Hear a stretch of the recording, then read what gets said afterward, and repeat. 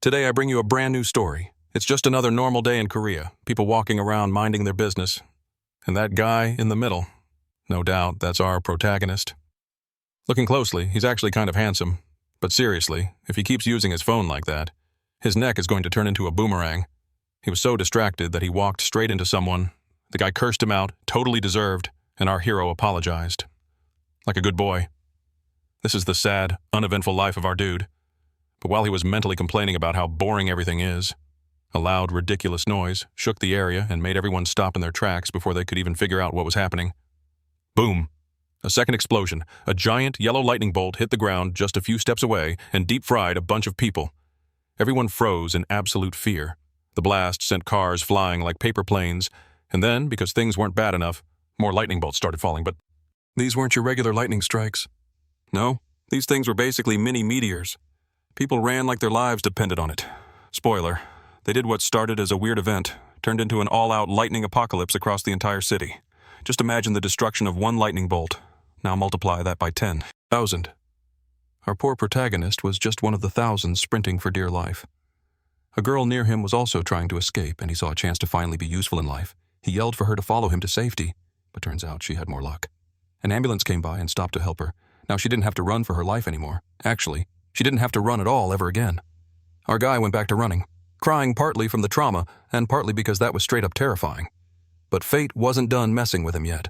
Because right ahead, a huge truck was ready to isekai him into another dimension. And just before it could turn him into protagonist, paced something wild happened.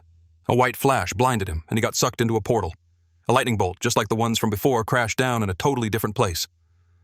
Where it was night. We don't know how much time passed, but we do know one thing. He survived. He woke up groggy and confused, still traumatized by truck gun. But his attention quickly shifted to something new. Where the hell is he? He looked up and saw something insane. The birds in the sky looked like monsters straight out of a horror game, and there were two moons that definitely wasn't part of the Korea.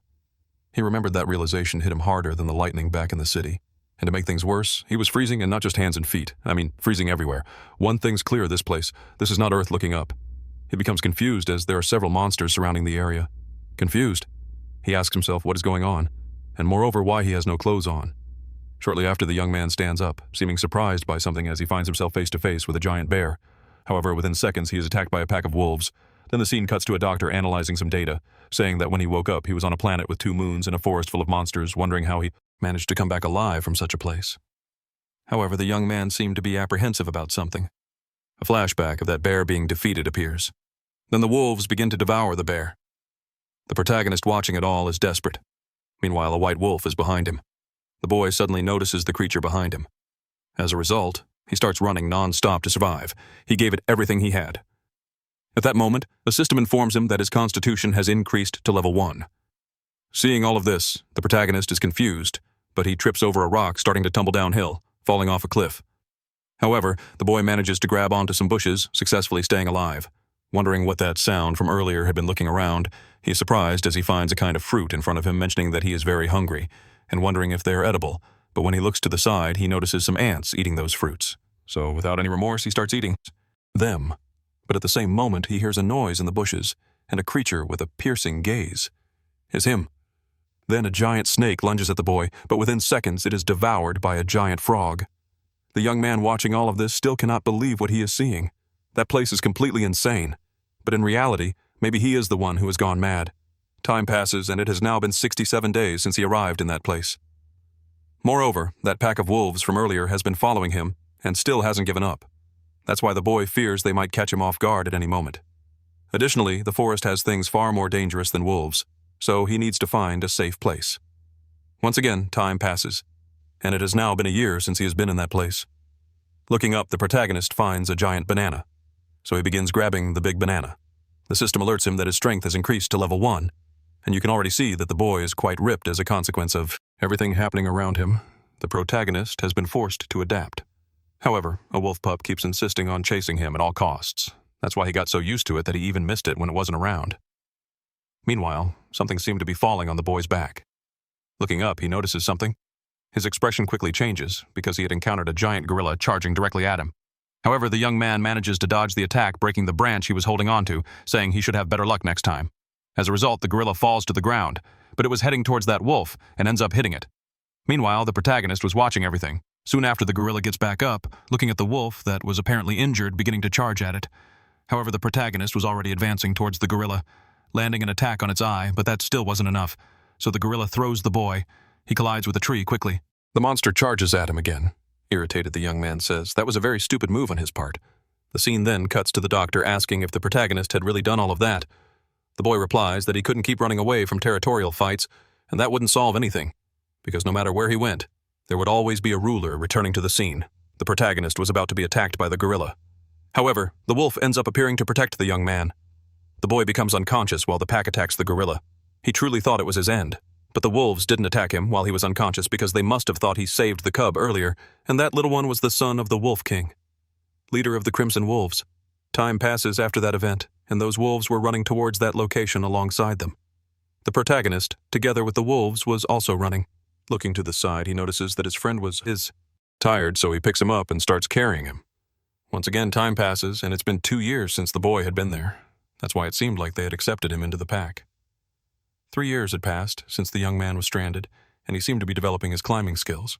However, he was still in a forest, and in fact, he still hadn't managed to escape that place. Moreover, he hadn't found any civilization. Thus, he had become a member of the wolf family and continued participating in territorial battles for the survival of his family. Once again, time passes, and it's been 120 years since he was stranded. That's why he thought he was the only human on that planet in a constant battle for survival. He ended up making more friends, but even so, he lost some companions wondering how long he had been stranded because he had forgotten the date, and it seemed like hundreds of years had passed, wondering how he was still alive. The doctor then asks if after becoming the king of the wolves, even after 500 years, he still hadn't found any civilization. That's why they wanted to know how he had managed to return to planet Earth. The boy replies that he had started a war against the gorilla race for the Lunar Hill. Thus, a giant battle broke out, and a protagonist was also in the middle of it, charging at one of the gorillas. However, something strange happens as he was teleported once again, and when he opens his eyes, he is in a different place. Meanwhile, a girl seems to be analyzing a radio, mentioning that something was very strange. As the dimensional energy was off the charts, the other guy then asks her to send the coordinates to the portal control team, so the girl does as he requested. At that moment, a portal begins to open. Thus, everyone starts fleeing the area, and an explosion occurs, and that collision causes everyone to fall to the ground. Surprised, because a portal had really opened. The other guy, desperate, says he doesn't want to die, and the other girl, already prepared for an attack, saying she will buy time, so they should flee. The other guy then asks headquarters to send emergency reinforcements to that location. At that moment, the portal was in front of the girl. She then tells the person to get out of there, as she was going to cut them to pieces. At that moment, a man's silhouette appears from the portal, leaving the girl completely shocked by what she saw, and as a result, she becomes paralyzed. At that moment, the man begins to scream.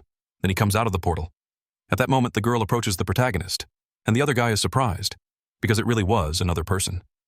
The girl wonders what that force from earlier was all about, because it was a pressure she had never felt before, not even against monsters in Hyle dungeons. She wondered what the protagonist was. Thus, the situation was resolved, and that boy was a returnee, so they should call the ambulance right away. Then the scene cuts again to the professor, he thanks the boy for everything. His testimony and medical examination would be shared with the awakened central office. For that reason, he seemed quite healthy and should be discharged in a few days. Shortly after, the boy calls the doctor again, saying it was the first time he had spoken to a civilized being in 1,000 years. So he thanks him for listening to his story. The doctor informs him that he had shared a very valuable story. Thus, it should be the ones thanking him. Then he leaves the room while walking. He thinks that the boy was a very interesting patient, and his story was vividly detailed, which would have made him a great novelist. Then the scene cuts to the awakened central office, and that girl asks if they were sure the information was correct because it didn't seem right. The guy then questions what was wrong with it. The girl responds that the card said he was an F rank. The man explains that he was a rare Frank patient, and it was a shame because if he had been E rank, he would have received a government disability benefit. The girl looking at the protagonist's card says that if he was an F rank, it meant he was an ordinary person wondering how he managed to pass through a portal, and if they were sure it wasn't a mistake. The guy responds that he was lucky and slipped through, and by chance he found the returned stone mentioning that he had just received the doctor's report asking if she wanted to read it. So the girl starts reading that information as it was a common disorder among Frank returnees. Moreover, he was behaving as if he were a wolf, remembering the protagonist's expression. The girl wonders if it had been her imagination, asking if that was the documentation for the returnee named Park. The man confirms that it was saying that even though he was an F rank, they still needed to treat a returnee accordingly, so the girl asks to deliver it to him personally. However, the man wants to know why she responds that she needed to check with her own eyes, too. Weeks had passed since he returned to Earth after spending 1,000 years in another world. He wanted to go back at any moment, but since he had returned, everything seemed very strange. For that reason, he didn't know how he should live from that day forward. Shortly after, a girl appears mentioning that it's time for his meal. She then hands him his food, and the boy apparently was hungry, so he should eat right away. Shortly after that, other girl appears, observing the protagonist eating in a different way. Then Park notices that the girl is beside him. It is revealed that her name is Choi, and she is from the awakened central office. Standing up, Park says that the scent was of a blonde person. For that reason, it seemed very familiar. Porter responds that she was the first person he had met when he returned, thinking that he definitely resembled a predator when he came out of the portal. However, perhaps there was something wrong with his sensory ability. Finishing his meal, Park says it was very tasty, asking what the awakened central office was about. Then the girl asks why he was speaking so informally with her. Park replies that he was over 1,000 years old, and the girl didn't seem to believe him, saying that the awakened central office was an organization designed to help returnees adjust to society. Therefore, those were the pieces of information that returnees needed to know. He could take as much time as he needed to read them. For now, he should just sigh and agree to share his information. Shortly after, Park takes the pen, saying it had been a long time since he had seen that object. Even so, after 1,000 years since he returned, they were still using that kind of tool. Shortly after, Park signs the paper, observing the protagonist. Choi wonders if he was nothing more than an idiot, right after she calls the boy again. Yanana asks what she wanted. Choi asks if he had learned how to draw in that place. The protagonist replies that he already knew how to draw before. Choi asks if he had learned anything different, like magic or martial arts. Park replies, no, as he had lived in a forest to survive, he had to do many things. The girl then comments that in order to survive, he spent 10 years running everywhere, and that to become a true returnee capable of crossing portals, it's necessary to kill monsters and steal their dimensional energy. However, she mentions that, despite surviving in such a dangerous dimension, he only managed to cross the portal and find the return stone. By pure luck. Park responds that he wasn't there for 10 years, but for 1,000 years. Choi, irritated, says it wasn't 1,000 years, but only 10, and that he was mistaken. Choi asks him to check his information, which indicates that he disappeared in 2015 and returned in 2025 through a portal. Looking at the data, the boy is surprised, realizing it was true. The girl then hands him his awakened identification. Again, as she walks away, Choi mentions that part of his expenses would be deducted due to the damage he caused and that he should inquire about it. She also recommends that once he's recovered, he should go straight back to his family. Shortly after, Choi says goodbye and leaves Park. For his part, is thoughtful about the girl's words. He wonders if his family would still be alive in the past. He had given up on everything, assuming that even if he returned to Earth, his friends and family would already be dead. Now that he had returned, he had to deal with the fact that he had lost the forest family that had been with him for 1,000 years. However, that was only an assumption, as only 10 years had passed upon examining the documents. Park is shocked. He discovers that his parents had indeed died on that day. However, not everything was lost, as Juno, his younger brother, was still alive. Desperate, Park quickly tries to leave the hospital and rushes back to the doctor. The doctor asks if there's a problem, and Park replies that he needs his help because his brother is still alive and he wants to know if the doctor could find him. The doctor, hesitant, says he doesn't believe Park is ready to return to society and that he would need to check the situation first. Park, impatient, responds that the doctor hadn't understood the seriousness of the situation, as he wasn't there to ask for permission. At that moment, the doctor makes a gesture indicating something. He then mentions that there was a condition. Shortly after, the boy is already in a car, thanking the doctor and promising not to forget the favor. The doctor responds that they will stay in touch before leaving. He asks the driver to ensure Park arrives safely, as he still wasn't fully recovered as the car drives away. The girl comments that the doctor paid all of Park's hospital expenses as well as providing clothes, and even the driver. She asks why he did all of that for Park, considering that returnees of rank X are usually neglected by the central office. The doctor replies that he wanted to keep hearing that man's story. And besides, he needed to fix the door knob as soon as possible. The girl, surprised, remembers how the doorknob was damaged, recalling the moment when Park opened the door in a hurry. Later, the doctor is in his office, reflecting that it was the second time the doorknob had been broken. He comments that it had been a long time since he had smelled it irregular. Meanwhile, Park is still in the taxi. A news report comes on informing that at 300 p.m. on that day, monsters had escaped in an unprotected field in the province. The error occurred due to a miscalculation in the breaking little portal. The monsters were surrounding the area. The situation was expected to be resolved in approximately 50 minutes. 2 attacks were neutralized, but 12 awakened soldiers had died. As he listens to the news, Park watches closely. A flashback of the doctor appears where he mentions that the world had changed drastically, becoming a completely different place after the great disaster. The doctor comments that if he were awakened, he would have quit his mediocre job and become rich by hunting in the fields. The protagonist then asks what that was. The man responds that Park must have hit his head hard, not to even know that Park in turn asks him to just explain it already. 10 years ago, a door opened to the entire world. That's why that day is called the Great Disaster. It was the first dimensional convergence of their world which connected with several others and was invaded by monsters. On that day, 10% of the world's population was lost. The military at the time wasn't enough to stop the monsters that appeared everywhere, so in regions where military strength was weak, mercenaries were sent. People who disappeared during the disaster, or the so-called awakened, received mercenary licenses and permission to hunt monsters. Park then asks how he could become a mercenary. The man bursts out laughing, saying, "It's difficult for an ordinary person because first you need to awaken. After that, you just need to pass the mercenary test at the Awakened Central Office." The boy comments that it sounded pretty complicated. Time passes, and the boy seems to be heading somewhere. The driver informs him that they have arrived. He asks if Park can see the house in front, as that was the indicated address shortly after the protagonist steps out of the car, thanking him for everything. Meanwhile, the young man walks toward the house. An elderly woman observes him from above and asks who he is. He responds that he is there for Cherno. The woman stays silent and comments that he still wears diapers but talks as if he were an adult. Park, however, doesn't understand what she means. She responds that no one by that name lives there and asks him to leave. The boy wonders if he had come to the wrong place, however. Inside the house, he hears some people arguing shortly after he approaches the door. He picks up a piece of paper nearby, wondering if his brother was in debt. Sometime later, the boy is walking down the street thinking that in the jungle the law of the strongest prevails. But in civilized society, money is the true power. The scene then cuts to a building. Park enters and presents his awakened card. The woman informs him that his application for the mercenary test was denied because he didn't meet the requirements. Park asks what was wrong, since he's an F rank.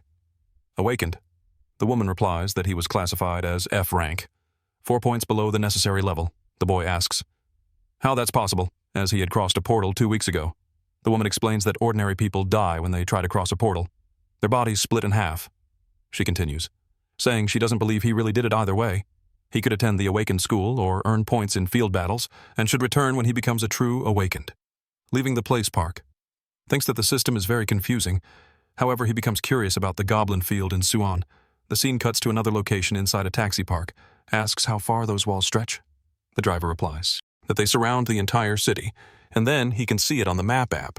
He asks if Park has a download of the app, as the city is divided into 12 areas with hundreds of gates for transit between them. Park, observing the situation, decides he needs to immediately. Shortly after, he spots his destination, and the taxi informs him they've arrived at Suwon Field, Gate 27. The boy gets out of the car and faces a giant area. He assumes that crossing that gate would lead to a hunting ground. Shortly after he begins walking toward the location, 2 soldiers stand motionless at the site. They ask what the protagonist is doing there. He replies that he's there to hunt. One of the soldiers remains silent and asks to see his mercenary license. However, Park responds that he doesn't have one. The soldier says that ordinary civilians are prohibited from entering that area. They then notice something nearby. The other soldier requests they close the exit, but it's too late. A car appears, crashing through the site. Inside the car, a creature devours a man. As a result, the car collides with a wall. Meanwhile, the other soldier calls for the emergency squad to contain the creature.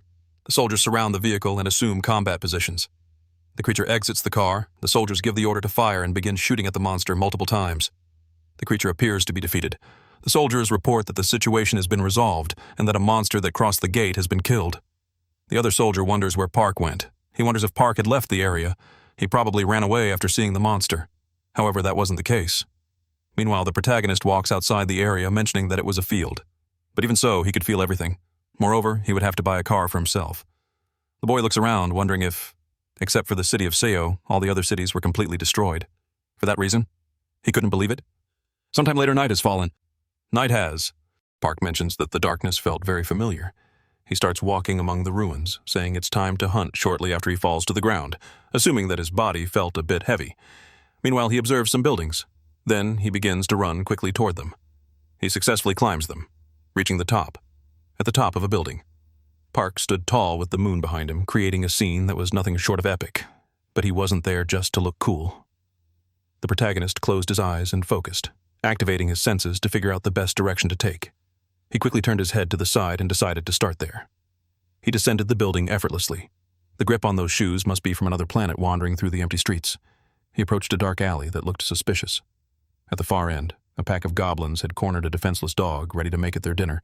The drool dripping from the monsters' mouths left no doubt they were starving, but that dog wasn't going down easy. It fought with everything it had. That's when, stepping out from the shadows, our boy appeared. He looked at the dog and, in a slightly ironic tone, asked if it wanted help. Maybe the desperate look in its eyes said yes, but it didn't matter. The goblins had already made their choice. They charged at the human. Perfect Park grinned and ran straight into the fight in the blink of an eye. He spun around and struck from behind. The first goblin got punched so hard that its head literally sank into its own body, just like that. But then something even weirder happened. A bunch of system windows started popping up in front of him. Error messages appeared one after another, and our protagonist had no idea what was going on.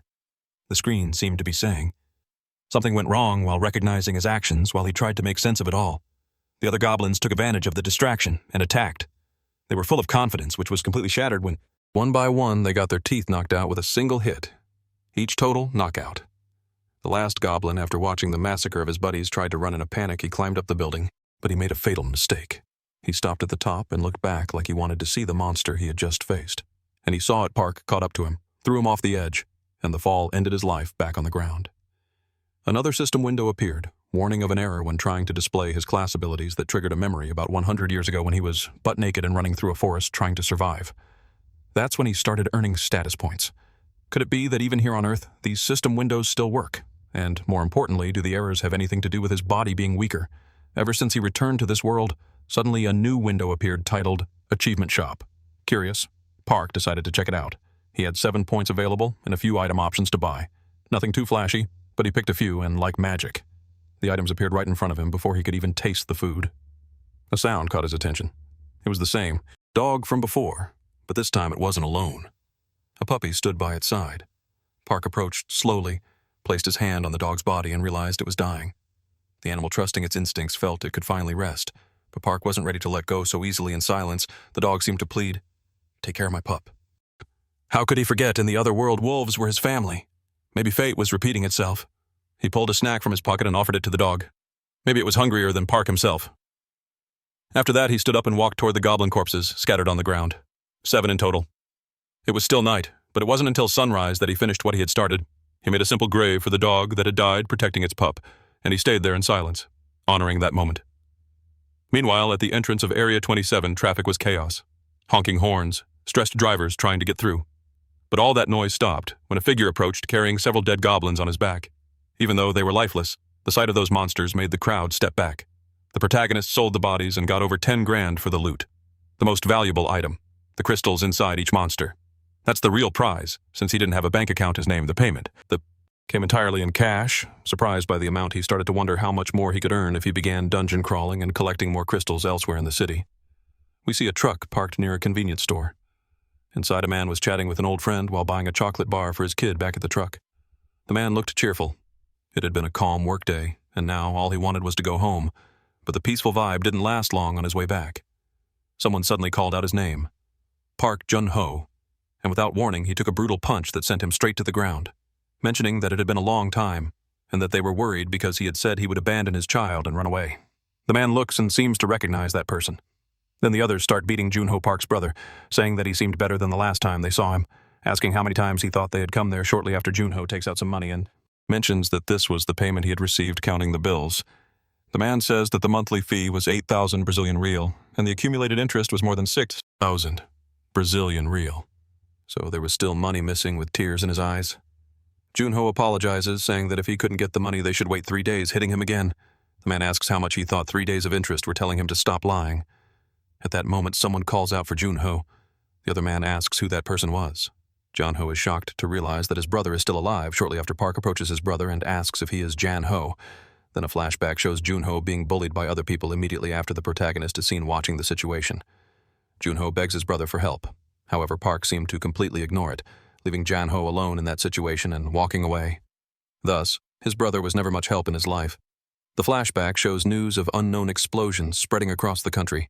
Additionally, red spheres, which were portals, begin appearing. Along with the explosions, Junho, watching all of this, is shocked. He runs toward his mother's room. His parents are happy because he was home. However, they still didn't know the whereabouts of the other brother. At that moment, an explosion occurs and several monsters begin to appear. Meanwhile, a giant eye is watching Junho shortly after he disappears. Returning to the present, Park seems pleased. Mentioning that Junho had grown since the last time he saw him, Junho responds that he thought Park was dead. Immediately after, the other guy interrupts the situation. He asks if that man was really Janho's older brother. At that moment, Park grabs the boy's head in seconds. The boy is thrown back. Junho watches in shock. The protagonist threw the guy so hard that he flew to the side. Two henchmen are stunned by what they just saw. Park asks if his brother is hurt. He replies that he's fine. At that moment, the other guy charges at Park. Park attempts to kick him. However, it seemed to have no effect. The man's leg simply broke, falling to the ground. The guy begins writhing in pain. The other guy is still trembling in fear. He assumes that the protagonist is an awakened being shortly after Park tells the man to come at him. However, the man responds that he hadn't hurt him. He says Park had to believe him. He told those people to leave him alone shortly after Park hands some money to the man. He tells him to take the money and leave. Sometime later, night has fallen. That elderly woman appears in front of her. The protagonist, along with his brother. Watches the woman, asks if he was sure that man was his brother. Junho responds that he's sure, Park calling the woman. Grandma mentions that he brought some meat. The woman says there should be contact as it's family. She asks them to hurry up because the boy had fallen asleep waiting for his father to come home inside the house. A boy seems to be sleeping. Park asks Junho if that was his son. Junho responds that his name is Gung-ho and that he's his only treasure. Park asks where the boy's mother was. Junho replies that she had left to live her own life, but it was his fault for not providing enough for his family. Park, trying to change his mood, says they should have a drink later. They are at the table drinking. Junho responds that after Park disappeared, he thought he was dead all this time, but he was alive without even having aged. Park asks how much money he owed. Junho responds that it was around 220. It was in Brazilian real, but it's okay because he's sure he'll manage to handle his debts. He says he has a job now. The protagonist asks what kind of job he has. Junho responds that he works at a logistics center. Park asks if the truck was his. Junho replies that it wasn't, and that it used to belong to his grandmother's son. However, he had rented it from her once again. The protagonist asks what his grandmother's son used to do. Then Junho responds that he had heard that Park had died during the great disaster shortly after the boy wakes up realizing there was a dog in front of him looking to the side. He finds his father, John. Ho Happy asks if his son had already woken up. Embarrassed, the boy asks who that man was. His father replies that it was his uncle asking him to greet him. A while later, the boy is seen playing with the dog. Junho thinks it's good to see that the boy had always wanted a dog. Park suggests that the two of them should work together. However, Junho seems confused by this. Park responds that he will do all the work. He just asks for help with the truck. Junho, on the other hand, asks what he was planning to do. Park replies that he wants to hunt some monsters. This leaves Junho completely surprised by what he just heard. Sometime later, the scene cuts to the command center. That girl is congratulating the protagonist. The protagonist registers as an awakened being. Somehow, he had managed to increase his stats in just one day. Park asks if he is now an F-rank druid. The girl responds that now he could use his identification to open a bank account. She says he could carry out financial transactions, handing something to him. She mentions that it was a small gift. It was for registering as an awakened being. Also, he shouldn't forget to download the Awakened Central app. She tells him to gather enough dimensional energy to become a ranker. He should be eligible for pensions and many other benefits. She asks if the protagonist knew how to open a status window due to recent technical issues. The interface had undergone changes at that moment. Park says the keyword. The system screen appears, showing all his stats. Observing this, Park wonders why his stats were so low. Then the scene cuts to the truck belonging to Park's brother. He is happy because his brother managed to get a phone. He congratulates him on officially becoming an awakened being in the middle of the call. He says he's on his way, so he'll meet his brother there as soon as he delivers the last batch. Now that Park has become an awakened being on paper, all that remains is the mercenary test. However, Park replies that before they do that, they should pay off his debt. Juno responds that he's still an F rank, so he doesn't think they're ready to hunt monsters yet. However, the protagonist hangs up on him. Juno wonders if this was really his brother. It seemed like he had completely changed as he walks toward the location. The protagonist says, "The gate seems to be closed." Meanwhile, on Route 77, a group. People seems to be in a rush because they're going to miss their game inside the car. A group of people seems nervous. However, the other guy tells them to relax. He asks why they're scared since they're awakened. After all, He questions if they had forgotten they could officially become raiders in the guild, because if they succeeded, they'd be able to clear that dungeon. Annoyed, the other guy thinks that these people are very incompetent. They were doing it for the money and wouldn't have come this far without their connections. Shortly after, the soldier calls for the next person. Thus, the man is surprised and the protagonist appears again, in that place. The soldier asks if he's alone. Park responds that he is. Shortly after, Park places his card on the reader. The soldier begins pulling up some data on the protagonist. He asks if Park knew that was a ranking with limits, so he couldn't enter just any dungeon. Meanwhile, the man from before is observing the protagonist who is entering that place, completely alone. The other soldier asks if he thought the protagonist would be okay after all. He didn't even have the proper equipment.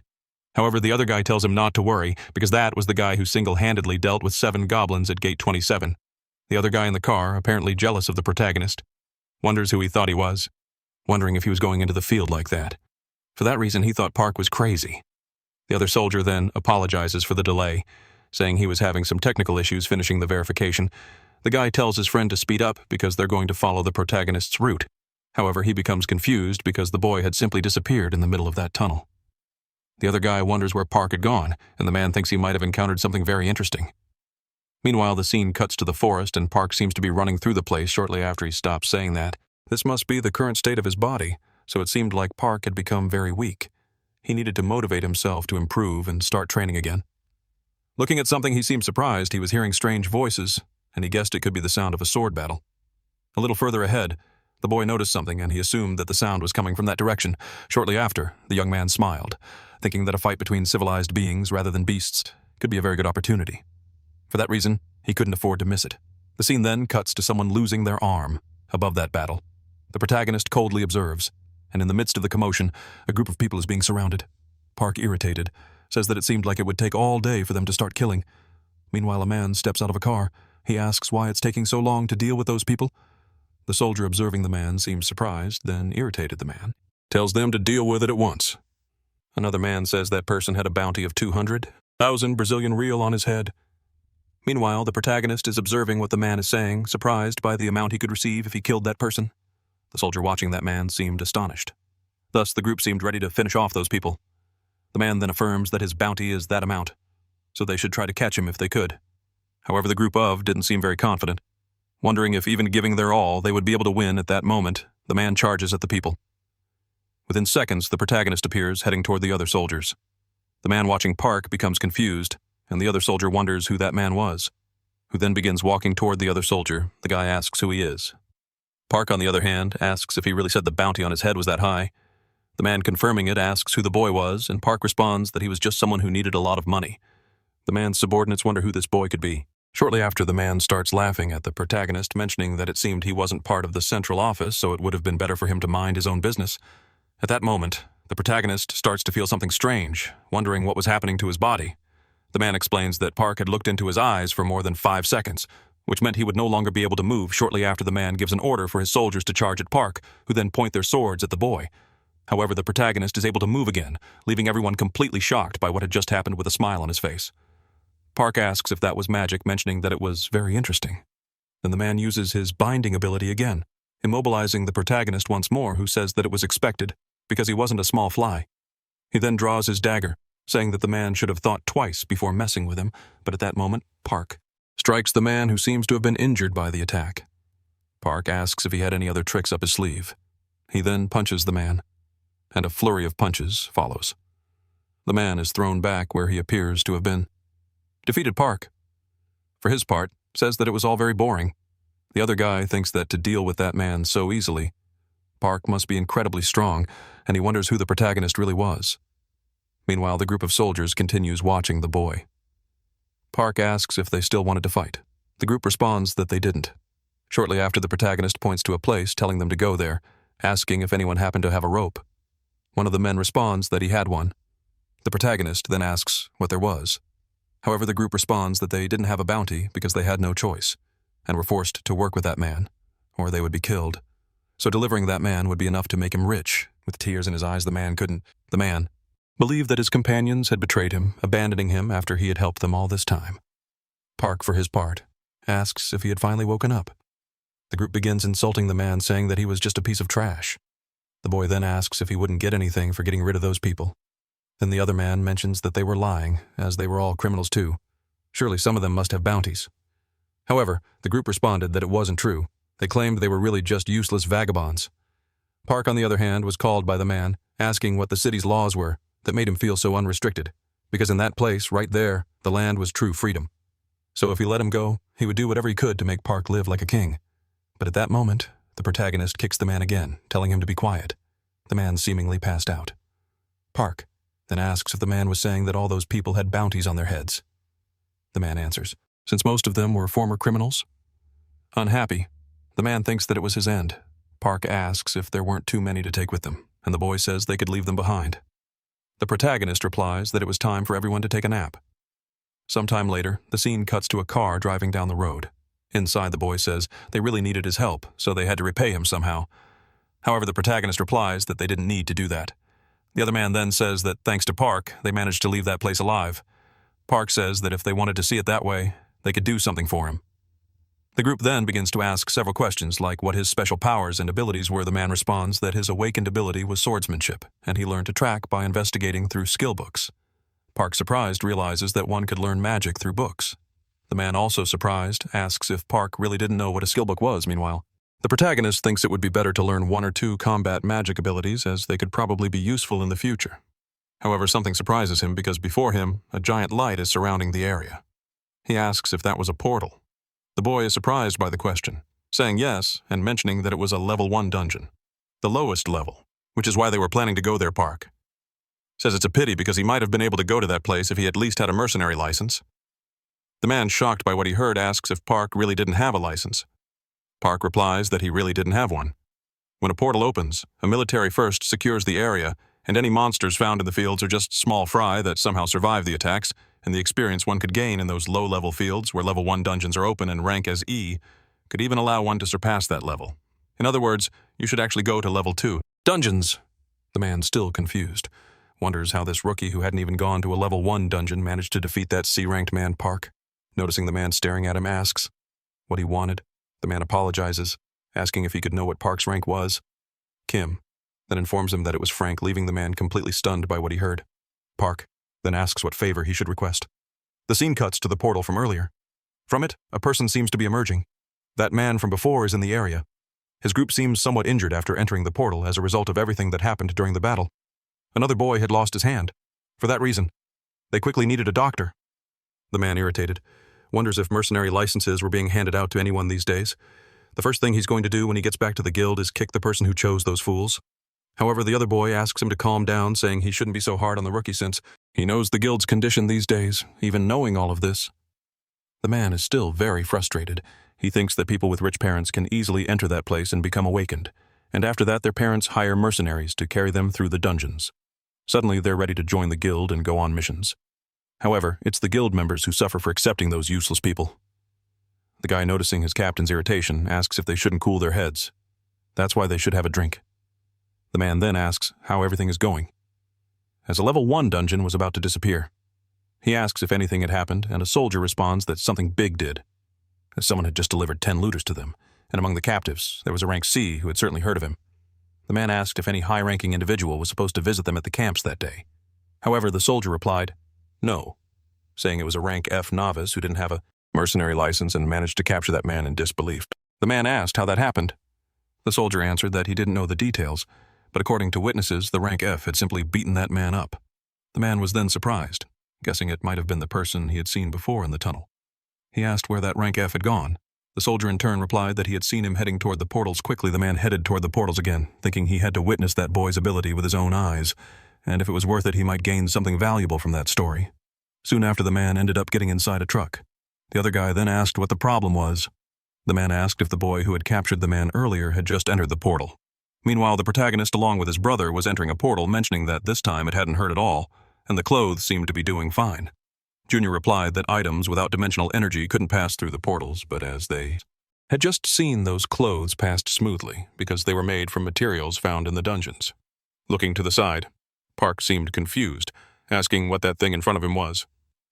Junior then responded that it was called a door, and the portal they had just entered was one of several doors that gave access to all 38 dungeons.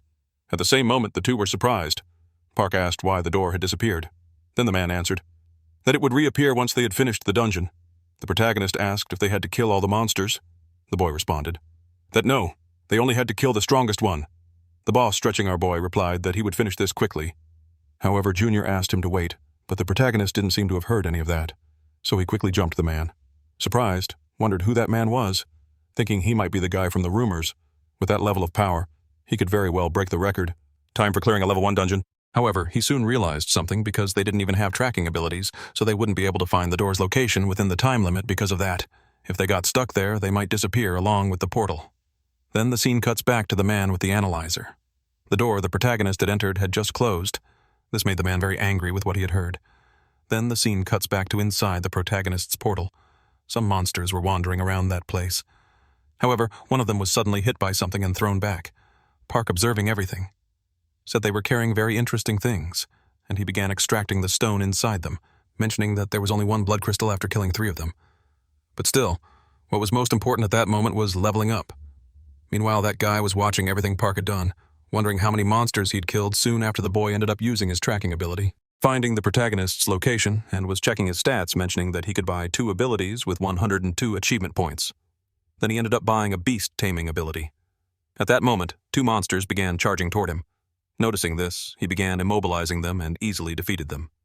The system notified him that he had earned the achievement. The system notified him again that there was a critical error, as a data synchronization conflict was in progress. Park, confused, wondered what that was. Then it was reported that the boy had leveled up to level 2, feeling happy because his stats had increased as usual. Because of this, he went on to buy the next tree spirit ability, with 100 points.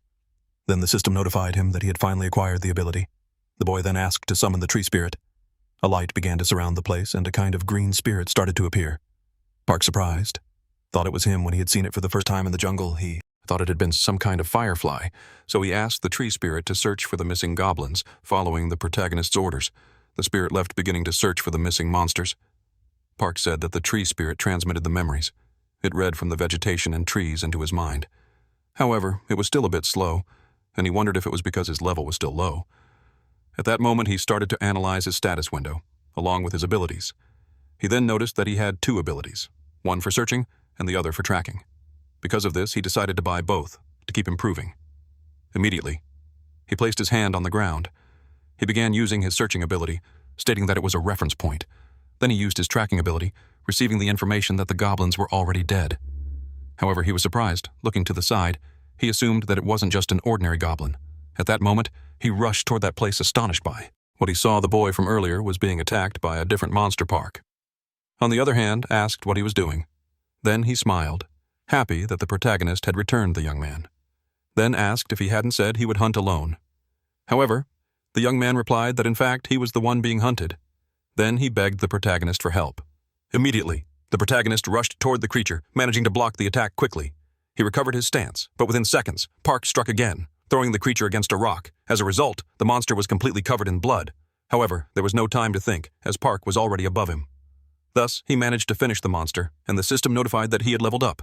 He earned 120 achievement points. The young man observing the protagonist was amazed by his skills. Park then assumed that the door should have already opened. The young man confirmed that he was right. A while later, the 2 had already left. The portal and that group from before was watching the 2 of them. One of the men wondered if it was the same guy who had captured the bounty man earlier. He mentioned that Captain Kang had asked to be contacted if the protagonist returned. Looking at some information, the man wondered what the completion time for that dungeon had been. Meanwhile, the boy said he needed to return to his teammates, so he said he would get in touch later. Park, in turn, confirmed this, saying he would leave all the clothes in the warehouse. The scene then shifted to that location, and Park had already changed his clothes, mentioning that he was very hungry. However, he was surprised a man had appeared. Asking if his name was Park, the boy asked who he was. The man introduced himself as Kang, the captain of the 27th combat team of the guild. He asked if he could have a few minutes of his time. Later, the protagonist and that unknown man seemed to be discussing something. Park, meanwhile, asked if he was from the Sheila guild. The man invited him to join his guild, offering to provide an environment to help him grow. However, the boy responded that he wasn't interested in that.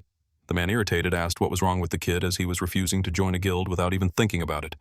He said that if he was already associated with a guild, they could make an official offer. However, the boy responded that he wasn't in any guild. The man said that they might be in 4th place, but he needed to know that there was practically no difference in strength between the top guilds. However, the boy replied that he didn't like being under other people's. Then time passed. Again, Park was apparently already at home, saying it seemed like they hadn't returned yet. As he lay down, he thought they might be enjoying some quality time together. As father and son, shortly after an old woman appeared, asking why young people these days like to disrespect time so much.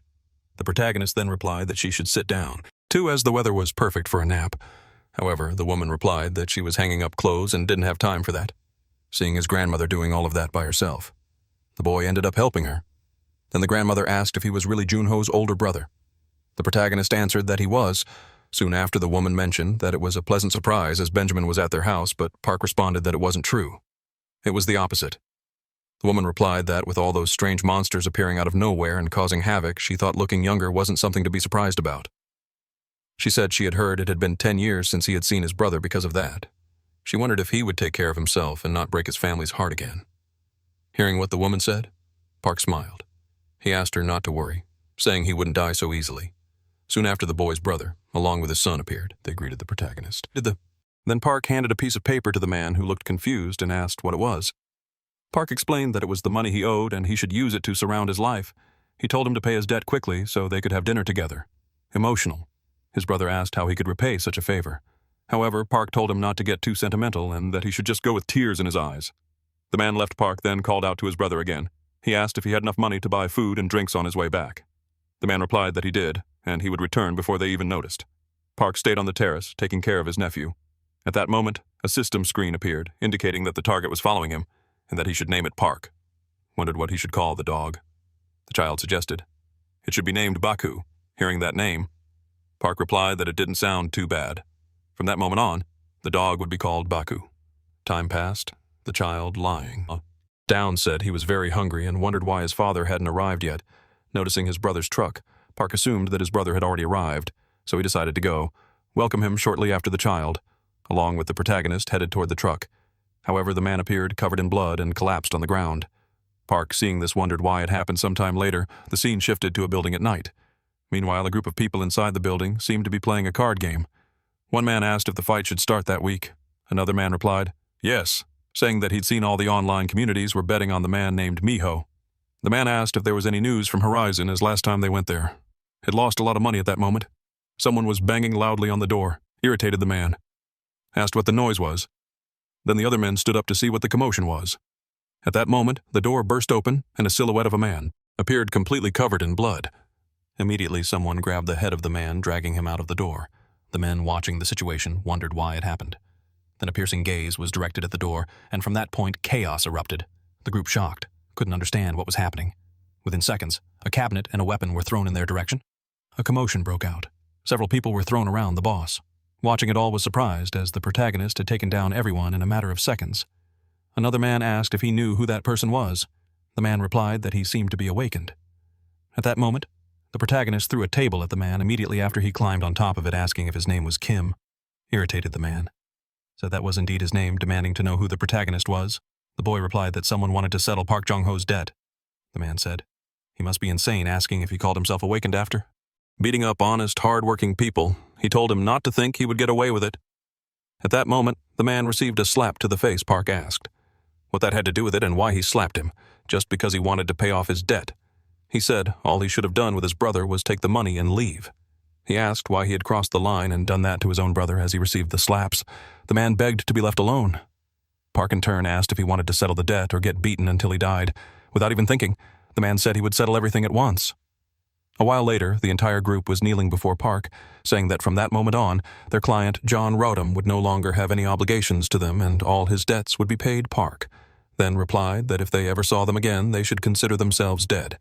He told them to make sure not to cross his path. Kneeling, they all confirmed what the boy had said. However, the men still didn't seem to have given up. Sometime later, the man mentioned that the protagonist had already left. Irritated the man, plotting his plans. Wondered if the boy really thought he didn't have people backing him. Once again, the scene shifted to a building, and that guild leader from earlier mentioned that he had found new talent. He asked to take a look at this person, that he showed some information about Park. However, the man noted that he was just a rank F, and besides that, he had registered as an awaken. Only. That day, the other man said that was all more reason to be interested, as they could take a closer look at his profile. But the system notified that access had been denied. They wondered what kind of person he was. However, they managed to bypass the security and access. The information, they still wanted to know why his profile was confidential. It seemed he hadn't joined a guild yet, and there appeared to be more to his story. Then the man asked to check his abilities. The boy mentioned that he was a type of conjurer. Moreover, he had previously defeated a man with a high bounty, in a very easy manner. He asked if they knew that this man had been missing for 10 years, which made the situation strange. They wondered if he might be a special agent. The man then said he thought he would be strong because of his abilities, and never considered he might be a member of an intelligence service. The boy then said they should give up on recruiting this person because he was 100% certain that he belonged to another country. He mentioned that he knew this would happen the moment there was all that fuss wanting to change the subject. The other man suggested they go have coffee. He asked why a special agent would have entered a level 1 dungeon. The boy asked why it mattered so much. Again, the man asked him to keep an eye on the protagonist, but the boy seemed reluctant to do so. The scene then shifted to a hospital. The protagonist was visiting his brother asking if he was awake yet. Juno then noticed that his brother had arrived, asking why he had bought so much food. Juno replied that he had heard. He ate a lot and had helped with recovery park. In turn, asked if he was feeling better. Juno responded that he would be able to remove his bandages the next day. He then asked if his mercenary test was tomorrow. The boy replied that it was. Juno said it would be great if he could pass the test and be invited to a guild. However, the protagonist didn't seem to want that. He thought to himself that he had once been the king of the forest. For that reason, he couldn't join a group and become someone's lackey. Juno then asked that he should look into some high-ranking guilds for him to join. The boy replied that there was no need because he would make his own guild in disbelief. Juno asked if he was really going to create a guild instead of joining one. Sometime later, the scene shifted to the adventurer's agency. Meanwhile, Shui seemed to be walking through the building shortly after an older man called out to her. He asked what had happened to her. In recent days, he mentioned that there had been 2 breaches in her area, and if yesterday's portal had been a bridge portal, the city would have been in ruins by now. The girl then asked if they couldn't do anything without her. However, the man asked her to help because the portal department manager had been bothering him all day. What he was trying to say was that she was wasting her talent, but the girl replied that it had been hard to stay focused lately, handing her a paper. The man told her to stop talking nonsense and read it at once. In turn, was surprised because they had sent her to do manual labor when she thought she was finally going to have a break. But the man replied that she wasn't the only one, and it wasn't the first time. Anyway. Immediately after the girl, irritated, began to leave the place, the man asked her not to go around rejecting candidates just because she was upset. He reminded her that they were short on people and needed every person they could get, replied that it was better to reject those idiots who couldn't protect themselves. Shortly after, the scene shifted to another location. A group of people was discussing how they needed to pass that test. Meanwhile, a man appeared doing a live stream on YouTube. Everyone in that place was eager to take the test to get their mercenary license. Soon after, a different group of people entered the area. The man noted that they would have to end the stream because the test was about to begin. At that moment, the protagonist appeared staring at that boy. The boy then asked if it was the first time Park was watching the live stream. Park asked who he was talking to as the boy requested some space. Soon after, the supervisor introduced himself, saying he would be in charge of everything for the next 3 days. The 21 supervisors present that day would evaluate whether they had what it took to pass the test. He'd assume that everyone had received a ticket with their number upon arrival. They would begin the selection of supervisors through a random draw. So when their name was called, they were to form a single line in front of their supervisor. Time passed, and many people were called until it was the protagonist's turn, who received number 15.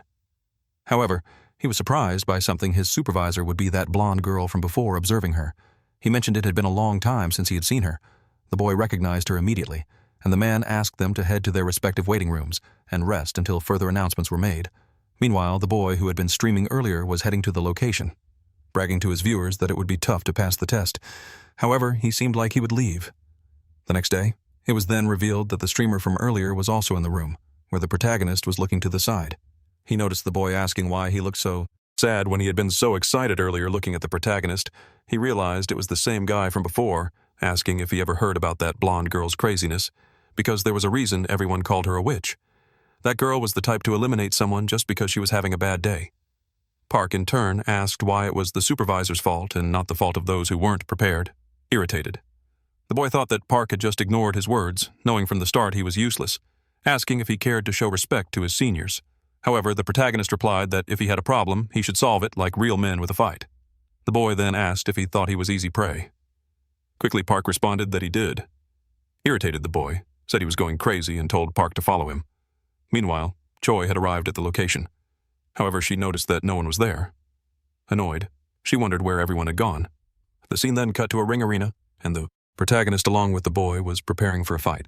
The boy said that Park was very unlucky because he should have fought twice before wanting to fight him, asking if he had never heard of TV Kaboo since. Despite appearances, he was a promising YouTuber, and however Park seemed unaware of what that was asking, if it was some kind of food. This made the boy even more irritated, and he mentioned that he would have to teach Park a lesson. Everyone in the stands was very excited about the fight, fully cheering for the streamer, saying one of his hobbies was teaching manners to disrespectful kids like Park. Watching all of this, the protagonist remarked that everything seemed quite fun. The streamer then warned Park not to ask him to cover his hospital expenses after he was done with him. At that moment, he charged at the protagonist, throwing a punch. However, Choi appeared at the scene, ordering everyone to return to the waiting room immediately as a result. The group hurriedly left watching. The protagonist and the man, Choi asked if they were desperate to fail the test, and she didn't need an explanation. One of them just had to take the blame. Whoever lost would fail the test, and they should continue the fight. The streamer watching this thought it was expected because that woman was crazy. Then Park prepared for the battle. The streamer asked him not to be nervous, reminding him that it was the protagonist who had asked for this Park. In turn, apologized for what was about to happen. At that moment, the boy charged at Park, but within seconds he was struck by a punch and was quickly knocked out. Choi, watching this, was surprised, thinking that ever since the day she met him, she had felt an uncomfortable sensation that wouldn't go away. Park. Looking at Choi, asked why she seemed so distracted, saying that if she won a fight too, she should get into the ring. However, he had one condition. If he won, she couldn't disqualify the other guy. Choi, in turn, said, "The boy must be crazy." Then she entered the ring, asking if the young man was perhaps an irregular. However, Park didn't know what that meant and asked who it was. Then the girl lunges at the protagonist, who manages to dodge the attack. Thus, Choi starts attacking the young man repeatedly. He seemed to only be on the defensive just as she was about to attack again. Choi says that if he wins, she would grant him that request. However, she ends up receiving a fatal blow from the girl, thinking something was wrong, because he was definitely hiding something. Shortly after, she is surprised, and the protagonist responds that she was stronger than he had thought. The girl is, then surprised because Park was able to withstand her attack. At that moment, she charges at him again, saying that this time it was really over. She gets the boy with another attack, following up with a series of attacks on him. However, out of nowhere, he seems to start fighting back. Thus, he lands a punch on the girl, even managing to break her shield. However, it still wasn't enough. But even so, she was surprised that Park was able to break her shield shortly after the boy charges at her again, declaring that this was a lot of fun. Choi, for her part, says that he really was an irregular Park. Still confused, asks what that meant. Then the girl responds that she surrenders. The protagonist, confused, asks why. Since the fight was just getting good, the girl replies that the place was too small to use her abilities and that they should fight in a larger area next time. Park, on his part, asks if there were strong girls like her on Earth. To which Choi responds, there weren't many. Shortly after, the protagonist says he chooses her, and for that reason they should make babies, asking if she wanted to mate with him. However, the girl slaps him across the face. Meanwhile, that streamer finally wakes up wondering what had happened at the same time. Choi was very irritated by that and starts walking away. That guy was still surprised as he had been knocked out with just one punch. For that reason, he should go home since he wasted money on the application without even taking the test, mentioning that it was very embarrassing. Looking at the protagonist, the young man still seemed angry, asking if he was satisfied with that. However, Park responds that he hadn't been disqualified. Meanwhile, the camera was watching them, and the scene cuts to an old man looking at a computer, completely surprised that Choi had lost Park, then calls the streamer to leave together. However, he was still confused, asking why he hadn't been disqualified. Park informs him that he had asked Choi to ignore his disqualification. The streamer still wanted to know why the protagonist got slapped, but the boy responds that he didn't mean to know that. Shortly after, the young man seems to have realized something, supposing that he had been hit because of him. That's why he convinced the girl to ignore the commotion by letting her hit him, realizing that shortly after, the guy starts to follow Park. At that moment, someone on the intercom calls Park, asking him to go to the supervisor's office as soon as possible. A while later, our protagonist is in the supervisor's office discussing with him, asking why he had called him the man. Then says that before they talk, he should know that everything was being recorded and that he had seen his fight with Supervisor Choi, and for that reason he was surprised that a candidate like him managed to go up against a rank B, awakened, asking if the boy was by chance an awakened. However, Park still didn't know what that was, mentioning that they had already asked that question twice. The man observing the situation supposes that Park needed more information about the portals. The pit portals connect Earth to 3 other planets. The first was called Aruka, which was the home planet of elves and dwarves. Additionally, that planet had relations with Earth, and from time to time they made exchanges, and the humans who returned from their learned skills related to magic and artifact creation. The next planet was called Gachan, inhabited by Mimonas and martial artists who were constantly fighting for their planet's sovereignty. Those martial artists were their allies, while the Momonas were their enemies, and the last planet was called Meter, a place dominated by orcs. And to make matters worse, that planet was also infested with ferocious monsters among the Earthlings, who returned from those 3 planets. There are those who learned extremely powerful abilities, and they discovered that their combat power exceeded that of the Awakened. That's why they decided to classify them as irregulars.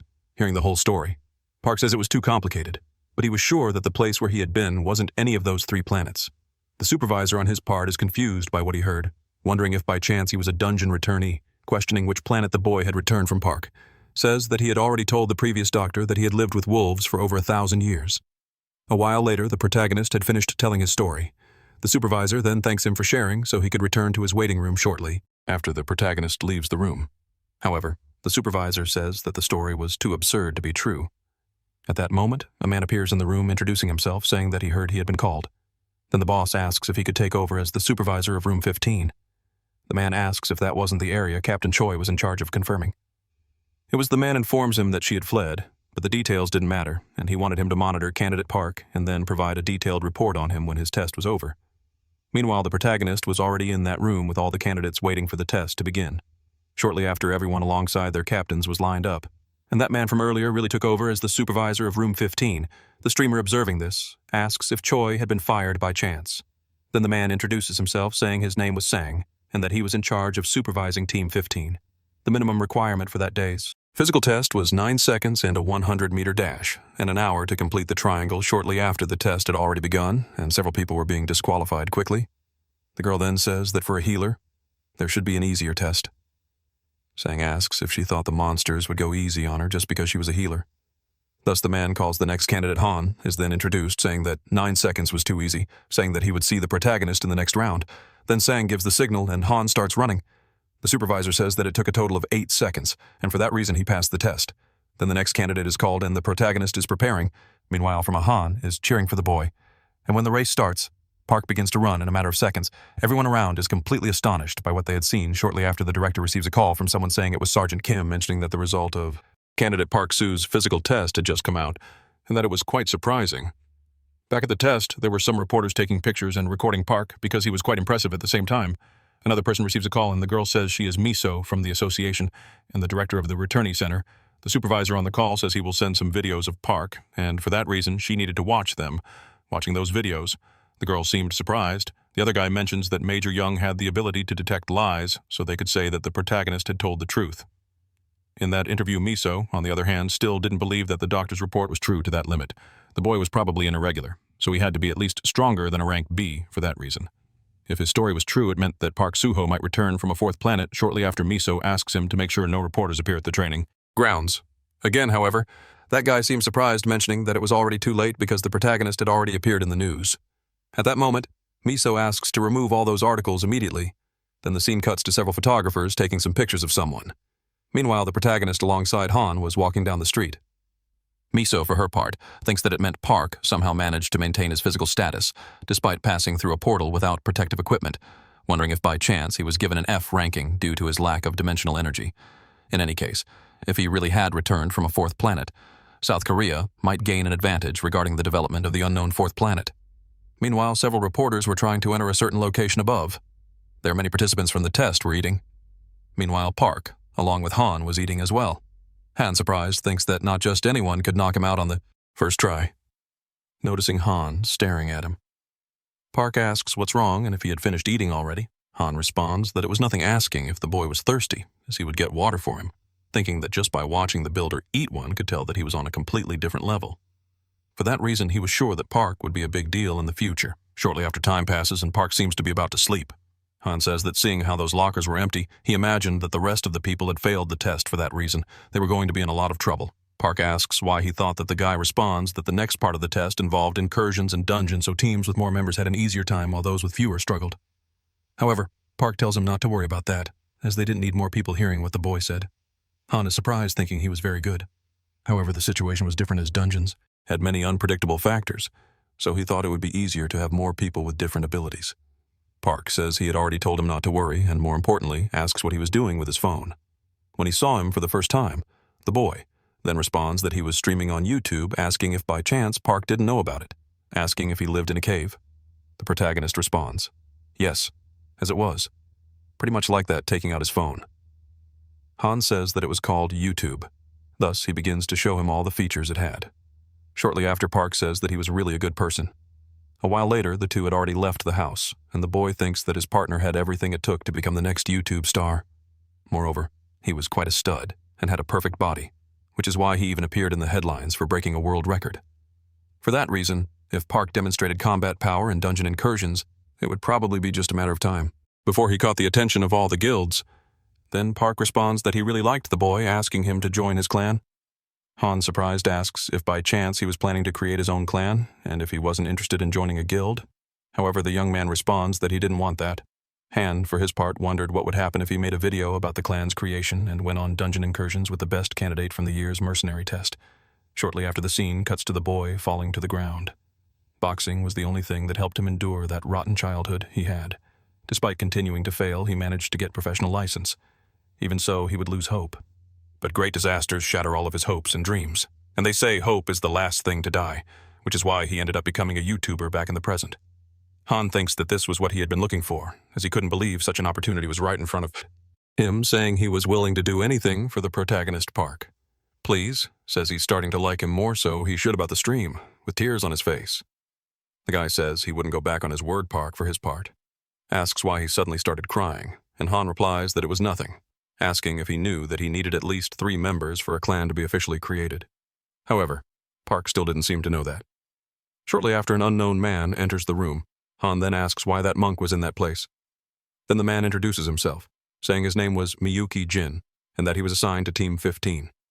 At that moment, a device rings, saying that candidates should put on their battle suits.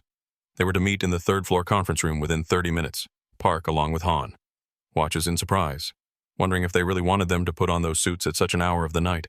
The protagonist asks if they weren't going into the dungeons the next day. Miyuki Jin responds that it was said that sometimes the Reapers made dungeon incursions at night without any prior notice. Han replies that it was crazy because they were doing it without warning. Then the scene cuts to the room with all the students saying that the dungeon would be part of the test, and it was located in the 5th sector of SU, which was under the Phoenix Guild's protection. For that reason, it was a level 1 dungeon with a total of 250 doors. Park, for his part, asked what it meant to be under protection. Han, in disbelief, was still surprised, because the protagonist really didn't know anything with doors appearing everywhere. The South Korean government found it difficult to manage all of them, so the government hired private mercenary clans to protect the 12 sectors. The guild is the name given to a private mercenary clan contracted by the government in exchange for its services. Guilds gain rights to process the dimensional energy of the dungeons. They manage Park, for his part.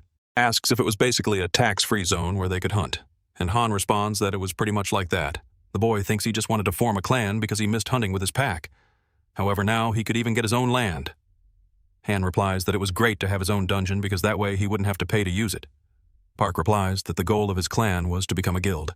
However, Han asks if they shouldn't worry about passing the mercenary test first, wondering if the protagonist was pretending to be dumb.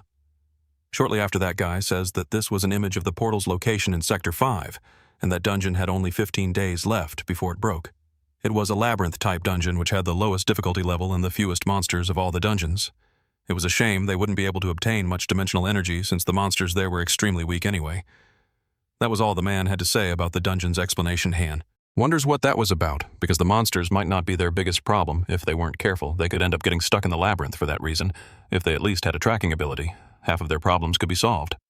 However, Park replies that he had that ability, leaving the boy very surprised by what he heard, wondering if he had really learned that ability before taking the mercenary test, because that ability was extremely expensive, supposing that the protagonist was probably from a rich family and born with a silver spoon in his mouth. Meanwhile, that monk was still standing next to Park. Then Han asks if he had any awakened abilities. Thus, the man remains silent, leaving the two confused by the situation. At that moment, he pulls out some kind of tool. The seaman cuts to a flashback of him. Several monsters surround that house, which quickly advance towards the place, heading toward the monk, starting to completely destroy the house. Shortly after, another monk opens the door and asks them to stop the noise immediately. Maya and Jin ask what he was doing at that hour of the night. The man then requests that the priest be taken with him and the area be evacuated immediately. At that moment, a monster appears behind him, and it is swiftly defeated by him. Back in the present, that man seemed to have a frightened expression. Han asks why he looked so scared. The other man then replies that from that moment on, they were going to the marked target. Therefore, they should begin attacking the dungeon as a team led by the supervisor. He hoped that everyone would pass the test and that no one would fail shortly after everyone was heading toward the portal. The soldiers asked everyone to get off the bus, asking if everyone was prepared. Once they entered, they were to act as if they weren't there and follow the agreement. Han says that his team was the only one with 3 members, so he asks if, in case things got dangerous, the supervisor would really help them. However, the man ignores the question and tells them to move quickly. Ben Park asks why Han is so scared. He asks if they were allowed to use their personal weapons. The soldier responds that they were surprised. Han wonders if that monk had a weapon made of dimensional material for the mercenary tests. Meanwhile, the entry of each group into the portal was being completed soon after the soldier tells the group to enter. Thus, Team 15 enters the portal. Han wonders why Park always goes ahead, which makes him nervous. He asks the boy to establish a perimeter first. But at that moment, he falls silent, thinking he had lost points for not entering quietly and not holding his position as a consequence. He ends up attracting the attention of monsters, and one is already in front of the protagonist. Within seconds, the boy grabs the monster and defeats it. Han comments that making noise to catch them off guard and lure them into a trap could be a good idea. He asks if the boy was using tracking while advancing, but at that moment he steps on a trap, and within seconds, several arrows begin to be fired at them. The scene cuts to a dragon being showered with gunfire that Monk had apparently defeated all the monsters around. With tears in his eyes, he apologizes, saying that it was all his fault. Thus, the monster is obliterated. The scene cuts back to Park's fight. Han, observing the protagonist's skills with the staff, mentions that he was very good. However, he steps on another trap, and as a result, they fall to the floor below the door, apparently closes, leaving everyone trapped in a dungeon looking up. They all realize the opening had been sealed. Han, desperate, wonders if this is how all his dreams disappeared, and if they were really going to die there. But in that same instant, he realizes something saying that they thought they had really attracted more monsters. Then the monk apologizes, mentioning that his awakened ability was an area-wide provocation, which as a consequence, he attracted the attention of the monsters, Park says. That's great, because he was too lazy to hunt for all the monsters to kill. Shortly after he jumps out of the dungeon, leaving Han surprised, wondering how someone could kick so hard. Park says he really liked the monk, and that he should join his clan. However, that man still didn't seem to understand the situation. Shortly after, a massive horde of monsters appears. Park observes them coldly, and Han begins to use his tracking ability. Seeing all the targets in front of him and all the traps around, he quickly starts running, and thinks that they really messed up. Then that monk points his staff at Han, asking him to grab it and climb out. Han says he didn't know anything anymore, as the operation was not what they had planned. When they stand up, they are surprised because the horde of monsters had already been defeated by Park. Observing this, the boy thinks it's insane, Park, then asks them to follow him and be careful with the ones who are knocked out. The two do as the boy asked, starting to defeat the remaining monsters, surprise the monk. Wonders if the protagonist was avoiding the traps or using tracking for that reason. He was advancing at incredible speed, decimating the monsters while using the traps to his advantage. Looking up, he sees a monster behind the protagonist. However, the monk saves him, throwing his staff toward the skeleton. Shortly after, the system informs Park that he acquired 42 conquest points. The scene cuts to an agency. The other soldier says that a team is returning from the dungeon, and the other soldier is surprised, because only a few minutes had passed since the test began. He mentions that the dungeon usually takes 2 hours to finish, wondering if an accident had occurred. However, the man says it was Team 20, and all vital signs were normal. Shortly after, that gentleman receives a call answering it. He says it was the supervisor asking why they were returning so early, and the soldier on the other end of the line confirms that they had completed the mission. He would understand when he watched the video, but it would be difficult to assess his performance in a level 1 dungeon. Additionally, Park had broken a performance record inside the dungeon. The scene then cuts to the city. Han starts a live stream saying they would be doing daily streams about his clan. One of the viewers asks what they would show today, and the boy replies that they were going to watch the video of Suklin's house together, as it would be uploaded soon. He then shows where each person's dormitory was next. He goes to the protagonist's grandmother's house, asking her to take a look at his subscribers. The grandmother, irritated, says she had many things to do. Instead of worrying about that, she tells the boy to leave before she slices him. Hearing this, Han falls silent, thinking she wasn't usually like that. She was actually a very nice person. Then Han heads to the room where the protagonist and the monk are in the middle of the stream. Han introduces the saying. His name was Mong Jin. He asks the boy to say something to introduce himself. The monk replies that he had lost a lot in the attack of the evil spirits, but was left with a staff of clairvoyance that his eldest disciple had left behind. At that moment, a truck arrives at the house, hence the protagonist's brother asking if he was ready. So everyone starts heading toward the truck as they go to the location. A drone flies overhead. Park wonders what that thing flying was and if he should destroy it. Han is surprised, as he didn't know. He says that at the moment they were heading to the mission area in Area 4 of Gate 30. That nearby portal meant that today was their first dungeon mission as a clan returning to the stream. The boy asks if his subscribers knew that he had an awakened ability that was video memory, so they shouldn't panic, because soon there would be an even better video. Sometime later, the protagonist and his group had already entered the dungeon. Han asks if the boy had any long-range abilities, and the protagonist replies that he didn't. Han, confused, asks how they were going to deal with those bats without such an ability. However, the monk tells him to leave it to him. At that moment, he starts beating on some kind of drum, making a deafening noise. As a result, the entire horde of bats begins moving toward them. Han, surprised, wonders why they were coming out like that. Shortly after, those bats head toward the monk, where he apparently starts using a fire ability. However, it wasn't over yet, as a giant bat appears. But it was no use, because Park had already sliced it in half.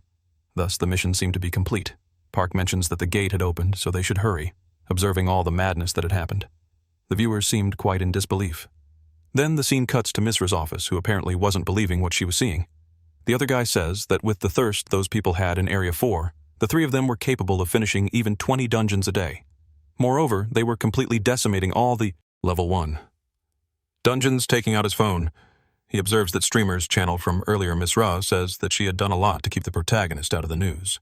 But unfortunately, one of his guild members was a streamer that mentions that Park's videos were now ranked 3rd in real-time popularity, so if they left it alone, it would only grow more, asking if they shouldn't take some precautions. The girl, for her part, says that she was well aware of that. Meanwhile, she seemed to be watching a video of the fight between two people, and that guy seemed to have easily won the battle. The other person watching was named Lee Seung-woo, an SS rank irregular born in South Korea, wondering what would happen if the country approached him carelessly under the pretext of protecting a talent and ended up having to deal with the second, Lee Sun-woo. She stands up asking them to prepare to make contact with the protagonist, and for that reason she would meet him personally shortly after the scene cuts. Back to the protagonist's house. Han, for his part, asks if the monk didn't have work to do. Park wonders where he would go as he didn't have a temple of any sort. Junho replies that he had mentioned he was living in Seoul with a temple family that survived that day. Noticing Han's irritation, Junho asks if the creature couldn't at least rest for a day since his clan was ready to renew its rank. Moreover, his clan's account had already accumulated 140 million won in total, leaving the boy very surprised by what he had heard, thinking that he had done nothing but gather the blood crystals. Yet his account already had 20 million in 3 days. Park, observing this, remains silent, and the boy continues saying, it was insane because if it were true, they would get many donations. Park thinks that he had earned more than 3,000 conquest points, so he should buy some varied abilities, since he could get everything now. Thus, he responds that he would take that day to rest. Standing up, Junho says he would take his son and grandmother to the park near that place. Meanwhile, that elderly woman seemed to be feeding the dog, observing the little dog. Park wonders if dogs by chance could awaken like humans shortly after he calls for his brother, mentioning that he had been fixing the truck quite often and asking if it wasn't difficult. Junho replies that he didn't even know where to start, and that it was already hard enough to find the parts, but fixing it was exhausting. Then Park asks if he didn't want to buy a new car, leaving Junho very happy with what he had heard. Sometime later, the two seem to be discussing with the manager about which car to get. The man starts explaining the car, many times in detail. Park asks if his brother liked it, and Junho quickly responds that he did with his choice made. Park says he intends to pay in cash, asking if they could drive off immediately. Shortly after, the two leave the place with their new car. Junho seems very happy, saying that the car was incredible and was on a completely different level compared to what he had before. Park mentions that even the passenger seat in that car was amazing, and he should have bought it a long time ago. Junho then asks why they were heading to Area 34, wondering if it wasn't a restricted area.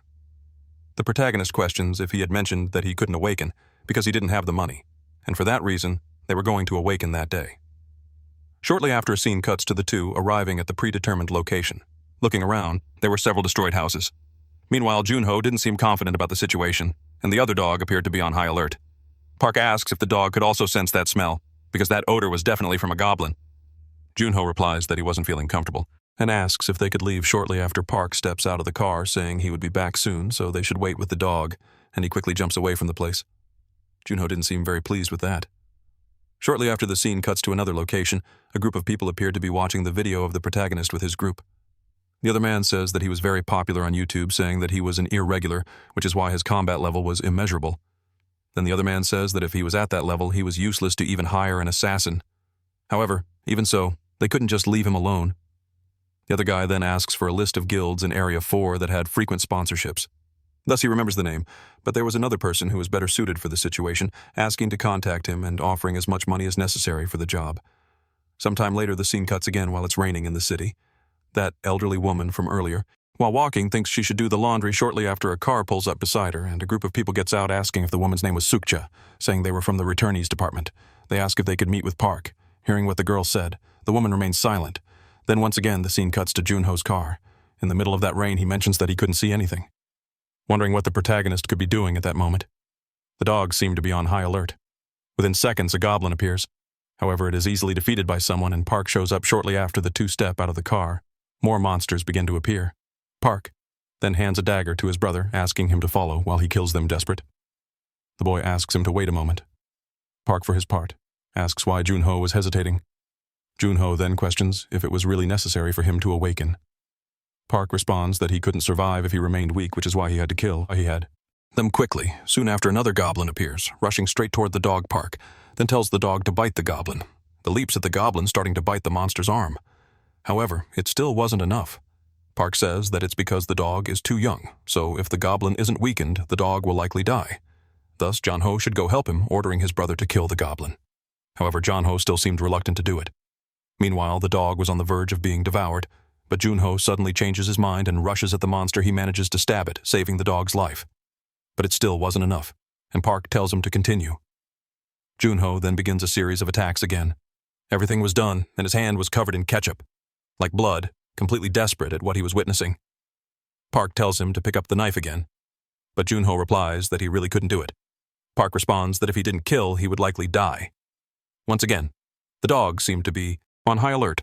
Another goblin appears. Park once again tells him to follow while he kills the monsters because they were running out of time. Desperate. The boy has a flashback from before when he was being bullied by those people. At that time, Park had simply ignored his brother, leaving him alone in that situation.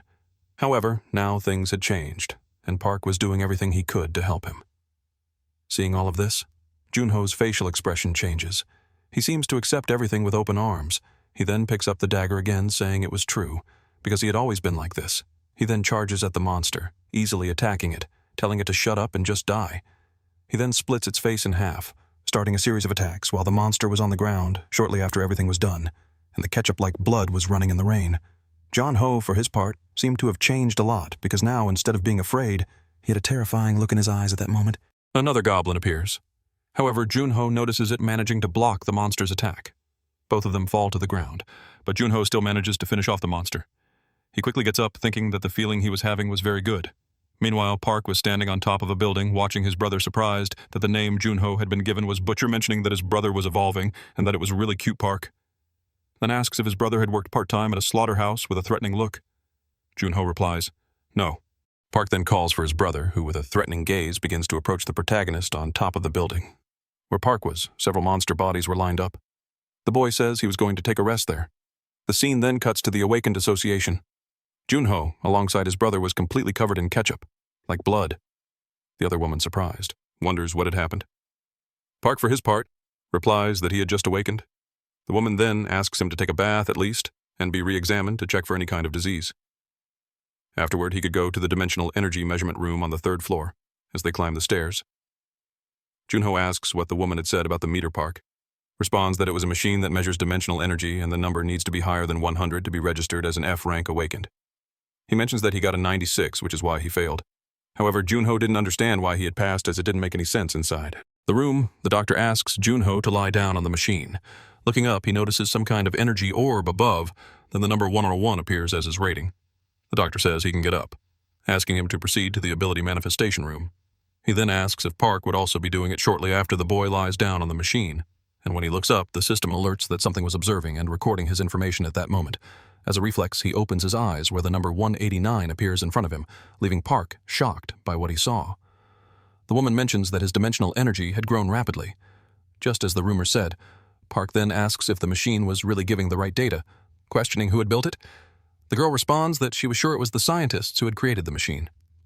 Sometime later, the same girl from before says that the results for both Park and Junho had come in, and as a gift, they received a cell phone. Junho was now qualified to register for the mercenary test. As Junho accepts everything, the protagonist congratulates him, asking if he didn't feel anything strange when he was in that machine. However, Junho replies that there was nothing unusual. Park asks if it was because Junho wasn't as sensitive as he was, and asks what his awakened ability was. His brother responds that it was decapitation. Meanwhile, they encounter Choi's group, seeing the girl. Park walks toward her. The guy next to her says it looked like Park had a death wish, but then they realize it was Park. The protagonist apologizes to Choi for the misunderstanding, explaining that he still wasn't used to talking with civilized people. However, the girl responds that they wouldn't see each other again. Seeing Choi leave Park falls, silent, saying it was a shame, as she was the captain, but her personality was quite unpleasant. The scene then cuts to Suho clan's house. Meanwhile, Miso is sitting beside that elderly woman who was drinking, commenting. Wine was very good, the elderly woman says. It was great to have a girl with a hearty appetite, and her husband had made that wine 10 years ago but passed away before he could taste it. Miso then mentions that Park was taking a while, but soon after a boy arrives. Junho's son, excited, notices they had arrived. Miso approaches Park, and the boy asks who she was checking her stats. He sees that she was a rank A, level 2. Park asks if she was the captain of the returnees department, questioning why she was there. Miso replies that she came to sign a contract with him, asking if he knew the official name for a returnee. However, Park says no. The girl replies that it was human. Coordinate. She then asks if when he returned to Earth he came through a red portal. She explains that once he returned to Earth through that portal, certain conditions were met. Thus, that portal would appear again, and a bridge portal could go back and forth. Park. Hearing this becomes thoughtful, thinking that this could mean he could find his friends? Miso says that the Awakened Department suspects this planet is the new fourth planet. If her assumption is correct, South Korea would be the only country in the world with a portal to the fourth planet Park. Then asks when that portal will form. The girl responds that it would be at least 99 days. So the protagonist asks what she wanted from him. The girl asks him not to appear until the portal is formed. Confused. The boy asks why. Miso replies that she didn't want him to become a second Lee dungeon. Not understanding anything. Park asks who the heck that person was. Miso explains that he was currently the #1 in the world and was originally from Korea during the early stages of the Great Disaster. The government detained and confined returnees in the name of national protection. However, at the time they didn't have much information about irregulars, and because of this, Siak Woo, who was a rank D awakened when he returned, easily escaped, currently all 9. Zoes and gates in Tokyo are because of him asking if Park knew what the dimensional industry was if a portal appeared while on vacation. Korea could suffer a great loss, Park, then asks what he would get if he did that. The girl responds that it could be anything. The protagonist then asks for a promotion for the Suo Guild and an exclusive territory for it. Meanwhile, Han on the other side of the room was listening to everything. Miso asks if he wanted anything else as she was writing everything down. Park asks if she knows when the portals will appear. The girl says that a specialist agent in dimensional energy disruptions would be dispatched, and she was the best agent in the department. Meanwhile, a flashback of the protagonist saying, "You want to have children with Choi," appears. The girl asks if he was joking with her. The other man, observing everything, asks why she was reacting like that. Choi, irritated, says she should have thrown Park in prison for what he did. Miso then appears asking, what was going on? The girl responds that she was upset, and for that reason Miso shouldn't bother her. Asking what Miso wanted, the girl responds that she needed her for a mission, looking over some papers. The girl asks why she was the one assigned to that mission. Miso responds that it was because Choi was the right person for the job, as she was the best in the team when it came to detection. She asks Choi what she thinks will happen if a portal opens in the middle of the city, especially one where they don't know what kind of planet it leads to. Choi responds that it would be like hell on Earth. Miso tells her that if she sees any signs of a dimensional breach, she should grab the protagonist and leave the field immediately, and until then, she shouldn't leave his side, asking if she understood what she was saying. With that, Miso leaves Choi. Irritated, mutters that one day she'll write her resignation letter because of this. The scene then cuts to the protagonist's house. Cherno asks why. Park is so happy, and Ham responds that they passed the test to promote their clan. Additionally, starting that day, it would be able to tackle dungeons up to level 2. Park comments that it was very good news. Cherno adds that if they want to enter level 2 dungeons, they would need to be in a rank P group, but at the moment they still had too few people asking if it wouldn't be better to focus on level 1 dungeons for now. Ham agrees, saying Cherno wasn't wrong, but as long as Park is with him, he's sure the level 2 dungeons will also be easy. Park says that first they will make money from level 1 dungeons, then they will level up by acquiring skill books after that. When they are ready, they will prepare attack teams to recruit more members if necessary. Shortly after the monk introduces himself, everyone greets him, asking if he has already eaten. The monk responds, yes, and says they would set out that day. The scene then cuts to several cars lined up. The people are heading toward the portal, looking to the side. Another man notices something. He observes the protagonist's group, then he approaches Park. He greets him saying it's been a long time, asking where his friends from that time were. But at that moment, the man changes his expression. Park, for his part, seems confused. The boy says his friends are fine, but Park questions why they're in a day group at that moment. The man's group says they should leave, so the man replies that he has to go. The monk asks Park who man was. Park replies that he was a dungeon companion, but they should forget about all that and enter the dungeon. Meanwhile, an unknown man observes the protagonist's group heading toward the portal, apparently smiling. Then the other man's group also says they should enter. Meanwhile, the man thinks about how he couldn't tell Park that his clan had disbanded. The two people he called companions had left under the excuse of medical care. It was a common story where a guild collapses when its core members leave, and zero-level clans are easy to form and easy to dissolve. The stress level caused by a work environment where it's kill or be killed reaches a point of no return. Mercenaries without a clan often band together to challenge dungeons and day groups, so there had to be at least one person destined to be his comrade among those people, and for that reason, he would start again shortly after the scene cuts to Shu, riding her motorcycle, saying she's heading since the morning. Misa responds that she will send the location. The scene then cuts to the dungeon where the protagonist is, which is being easily annihilated. Unexcited says that the skill he learned from the skill book is really good. Meanwhile, Juno is desperately attacking the monsters at that moment. One appears behind him, but Juno notices it successfully, defeating it. Han, surprised, realizes that Juno smiled after defeating the monster. Meanwhile, Park watches everything from above, saying that it seemed like the three of them were enough at that moment. A light appears among the trees, and another hunter is seen running desperately from the monsters. At that moment, the man from before appears to help him. However, it doesn't seem to help at all. The man asks why he threw a firebomb at him shortly after the other companion is grabbed by one of the monsters, and as a consequence, he appears to be devoured that boy lying on the ground. Mentioned that the team was already nearing its end, thinking that he was really envious of Park's group. But still, he wouldn't give up and would stand up. Han said that this time he was faster and was feeling less tired. The protagonist said that was great, and from now on they would split up and attack in teams, but a man appeared questioning if they were part of the Suvo clan. The boy in turn asked who he was. That stranger introduced himself as Cho Mong-woo and said he was from the B Guild. Everyone was surprised because it was a famous guild, ranked 20th in the country, the man said. It was a coincidence they were sharing the same area as the Suvo clan, so he just wanted to give them a gift. He had heard the group had leveled up, so as they would receive a free entry ticket to a level 2. Zero Dungeon Han got excited because an entry ticket to that dungeon was worth around 10 million. One Mong-woo asked what the group thought about going right then, but he was asked if they shouldn't prepare before going to a level 2 dungeon. However, he responded that they didn't need to worry, because strategies had already been made and equipment would be given as a gift. Han told the protagonist that with that support it was already enough, but Suvo in turn said for the rest of the group to go to a level 1 dungeon to improve teamwork, and that he would go to the level 2. 1. The man smiled maliciously upon hearing that Suvo's group decided to obey his orders. Mong-woo then asked the young man to get into his car while on the way to the location. The man said they would use Portal 47. Suvo commented that he didn't see any mercenaries. The man explained that it was because the portal had formed recently and that he had already handled the entry procedures, so the boy could now enter, and that they would be grateful if the Suvo clan continued using their guild's portal. The protagonist said he liked the portals that were close to him upon getting out of the car. The man was informed that everything was ready. A soldier handed over strategy notes for that dungeon and a survival kit before entering. The protagonist looked back and said they would grab something to eat when they got out. Mong-woo then waved at him and said to come out quickly so they could have a drink. Right after the boy activated his helmet and entered the portal.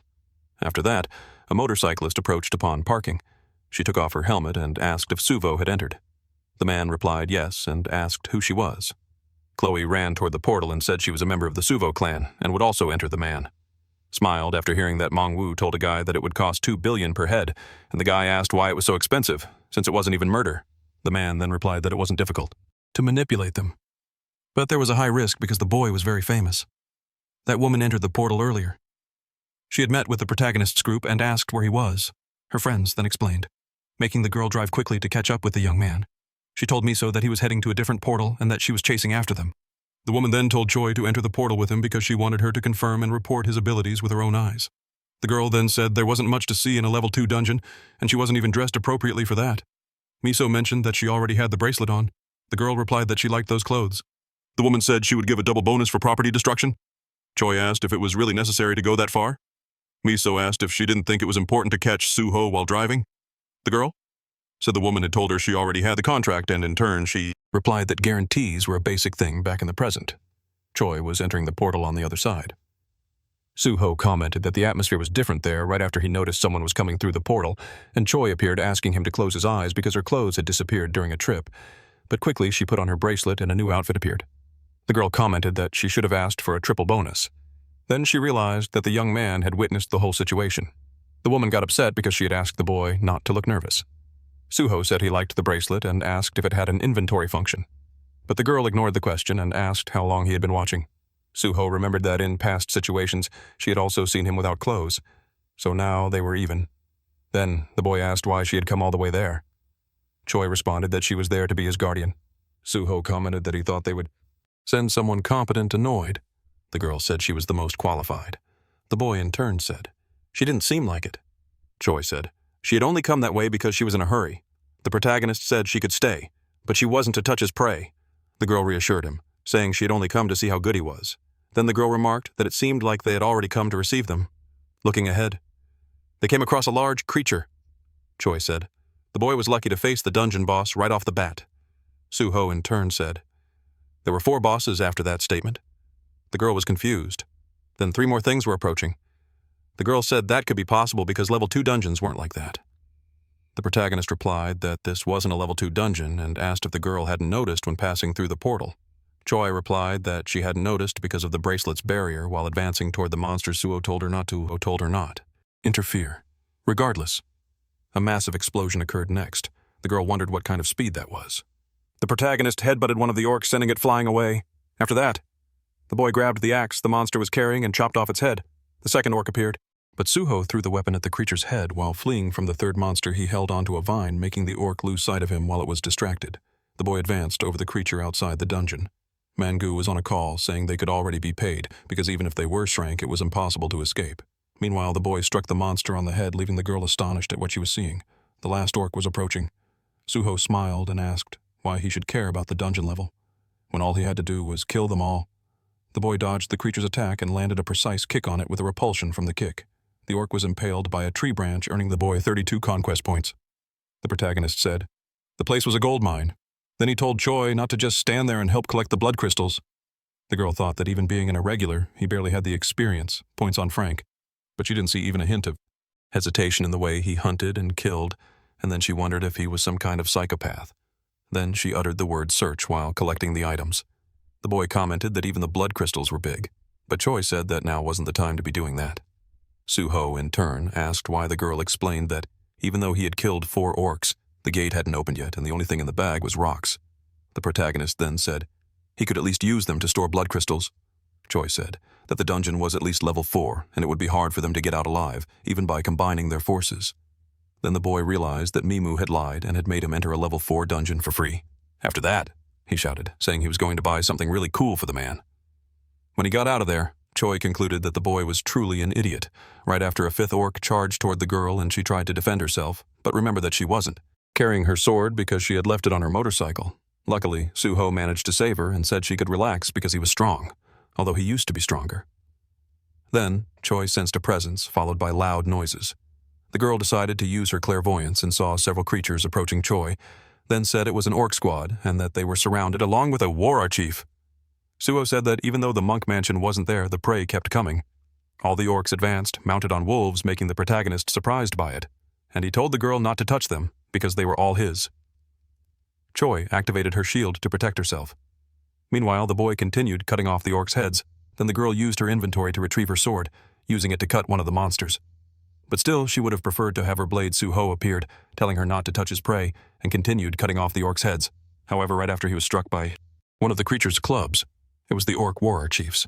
But the boy quickly got up and asked if that beast was the chief without any response. The creature charged at him, but the boy dodged and stabbed the beast with his knife. Choi asked if he had killed it, but it still wasn't enough to defeat the orc. Miso was asked if Choi had gone after Suho, but the cell signals of both were in different locations, with no movement for an hour. The woman said she was sure the two were together, but they stopped the car handstand to rest for an hour and reorganized their inventories before going back. Then they noticed that the protagonist had forgotten his phone in the vehicle, and Choi had left hers on the motorcycle. Miso asked them to check the girl's location and was informed that she was in a newly opened level 5 dungeon.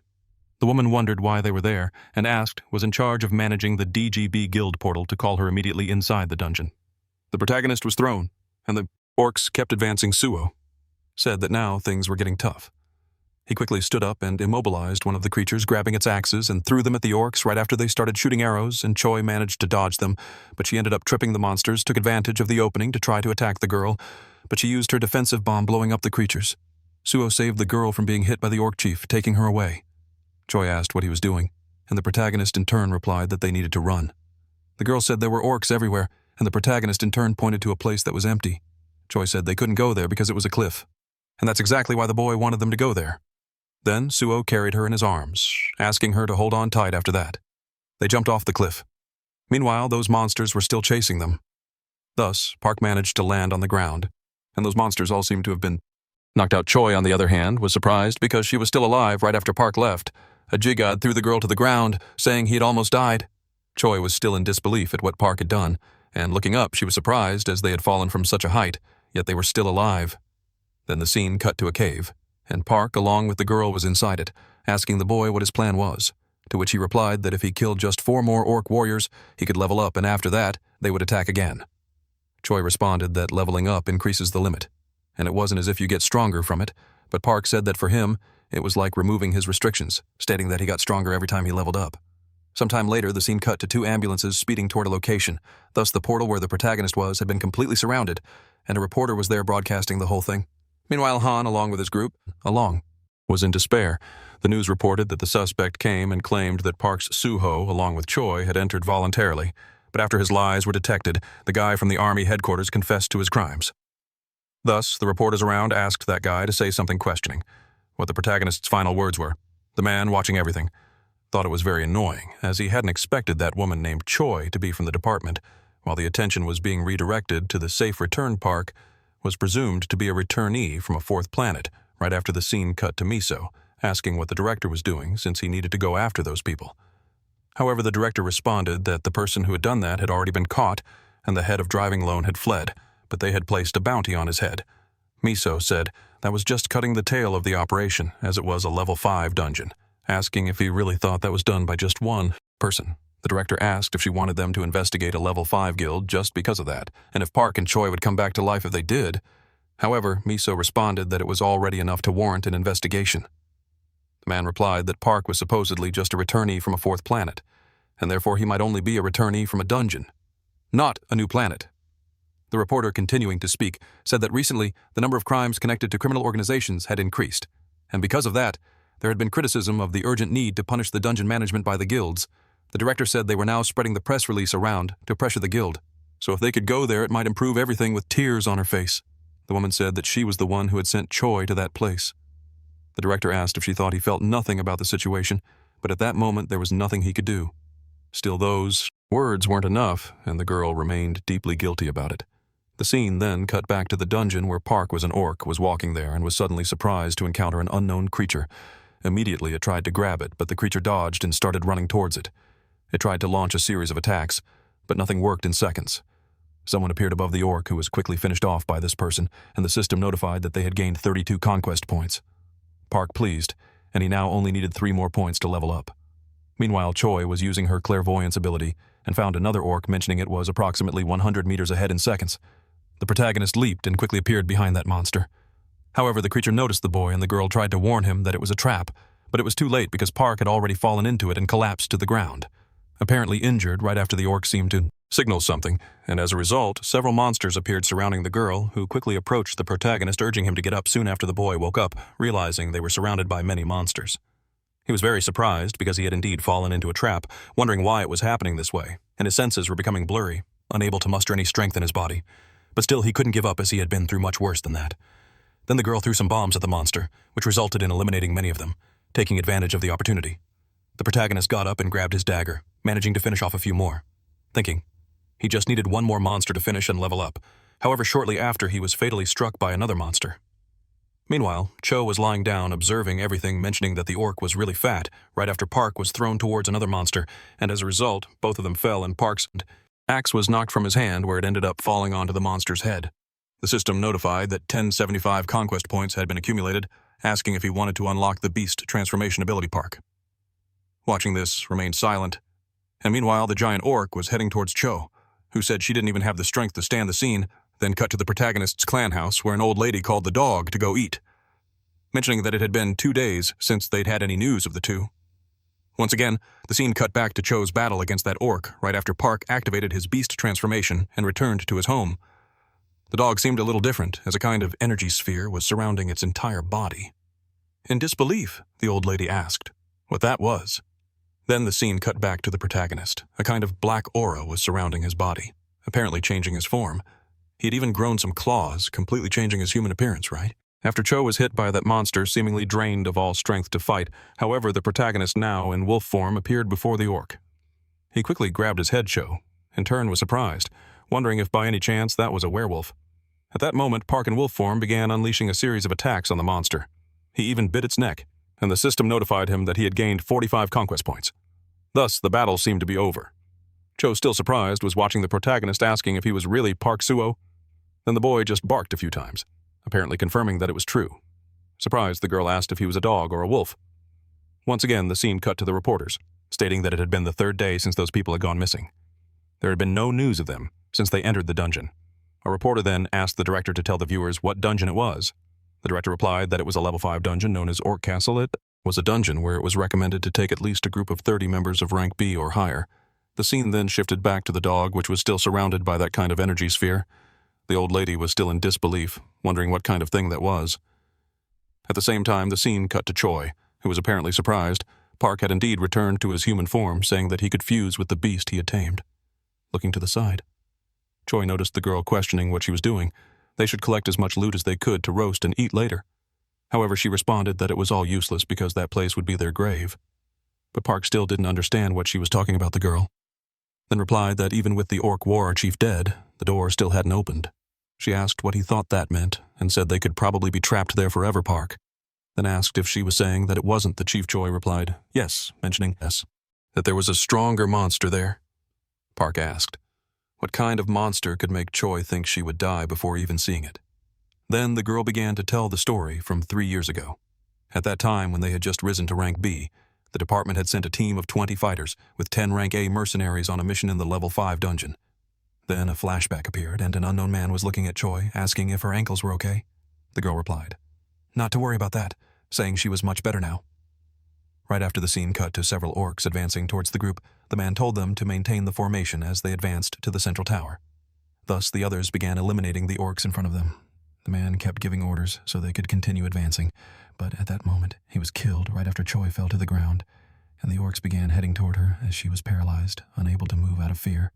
However, that other guy appeared to save her, successfully eliminating the orcs around her miso. Then in the middle of the battle told them to clear the path, defeating the monsters nearby, saying that Choi, along with that man, should retreat, right after that guy took the girl's hand, saying they should leave quickly. However, Choi replied that they should wait, mentioning that something was wrong, but the guy said they could talk about it after they got out of that place, so they began running from the monsters. However, there was still something strange, as there was energy coming from the other side. Meanwhile, a terrified monster was on top of that tower, and at that moment an arm seemed to be dislocated. Thus Choi fell to the ground, and a katana also appeared in front of her. Mitsu, along with the group, seemed surprised by something, as the captain had been killed. That monstrous goblin stood before him with tears in its eyes. Choi was watching all of this, and that man with his last words mentioned the sword. However, Choi wondered who, should care about that stupid sword. She remembered the teachings of that man who said she should put her feelings into her sword, as it was her body and mine, as if they were one. Because of that, she should grip the sword as if it were everything. Returning to the flashback, that man had apparently been finished off. Choi, traumatized, was watching everything right after it is seen cut to the present, where Park in the rain was observing the girl who seemed shaken by something. At that moment, Park approached her and ended up hugging her, saying that something had happened to her. Then the scene shifted to Han, desperate, wondering what they should do if he left them. Meanwhile, something very crazy was happening. The reporter said that a great shaman was performing a ritual to save the protagonist's life. In addition, an attack force made up of the highest ranks from the Sioux district was gathering in front of the dungeon for a revenge mission. Meanwhile, that man was very nervous, saying that if he had joined the Sioux Guild from the beginning, this wouldn't have happened. Right after the scene cut to an unknown man watching that news broadcast. At that moment, a girl grabbed him from behind, asking what he was watching. The man said, it didn't matter how much time passed, the stupid sentimentality of that country remained the same. The scene then cut to the cave where the protagonist was dining next to the girl, saying that the food was really good, observing the girl. Park mentioned that she seemed to really enjoy eating. The girl asked if eating 12 hamburgers was really that much. She said she was actually full. Park in turn asked why mentioning that. It was his 22nd right after the girl thanked him for everything. At that moment, a light began to glow around the area. Park asked if she had used that sword to kill the Orc Lord. Koi replied, no, but she'd have fainted instantly, and when she regained consciousness, she was in the hospital next to Miso. Miso had taken her master's sword, and 2 more Ranka mercenaries had to sacrifice themselves to barely manage to kill that monster Park. Then asked if she meant there was an orc lord in that place, questioning where it was. Koi responded that it was probably an orc castle. But there was nothing like that within a 1-kilometer radius. Right after that, spirit from earlier appeared at the cave entrance, and the girl said that usually War Chief monsters were in 4 small towers, an orc lord was in the middle of them. Then that tiny spirit appeared next to Park, seemingly holding some kind of information. The boy replied that she had found Orc Castle, so he stood up, saying they should go at once. Koi asked if he had a plan. The boy replied that they would simply find them and kill them. Choi, surprised, said she wanted to smack him, but she couldn't think of a better plan than that. Right after the scene cut to Orc Castle, and at that moment the gates seemed to be opening from it. Several monsters mounted on wolves were marching toward the location. Park then appeared, and the girl was riding on him as they headed toward the castle. The orcs noticed this and blocked their passage. Choi noticed the situation, saying that the orc knights were on their tail and they needed to move quickly. The monsters began preparing their bows, but the girl used shield magic to defend against the attacks. They leaped toward the bridge, managing to escape the area. Koi threw a bomb and a massive explosion followed shortly after. They successfully escaped, and the girl told him to head toward the center to distract all the orcs. She looked up and saw several monsters coming their way. The girl was grabbed and began falling toward the ground, but she told him not to worry, saying he should just run. At that moment, she grabbed onto a piece of the castle and managed to recover. However, more orcs appeared in front of her quickly. Choi drew her sword while the protagonist continued climbing toward the top. He reached the location where he found a throne, and a terrifying goblin was waiting for him right after the goblin stood up. Looking down, he was surprised as Park bit his neck and threw him to the ground easily. Finishing the boss, the system notified him that he had leveled up, and as a consequence, the castle began to collapse. Amidst all of this, Choi was also falling, assuming she would die there. However, Park appeared grabbing her hand and managed to save her. Choi asked what had happened to the Orc Lord, and the protagonist replied that he was already dead, so they should leave and find the portal exit. They began running from the monsters. Koi, still in disbelief, asked if he had really killed the Lord. That quickly the boy confirmed and asked her to scan the door. The girl used her ability and was surprised to see that the dungeon door was indeed open. Still in disbelief, she wondered if the boy had really killed the Lord. That fast, the scene cut to a truck where data analysis was being presented. Another guy seemed surprised by something mentioning that the CT-27 dungeon was opening outside the room. The protagonist group was very surprised. The reporter mentioned that the countdown to the CT-27 dungeon breach had begun. As a result, all the spectators were delighted. Meanwhile, Park and Choi were still running from the monsters. Park asked if the girl had found the door. Choi, happy, replied that yes, and said the door was very close, so they should hurry. However, the protagonist sensed a strange smell and changed direction. Choi asked why he did that, mentioning that they were running out of time. Park responded that he wanted something to drink. At that moment, he encountered some wolves and asked them to follow him.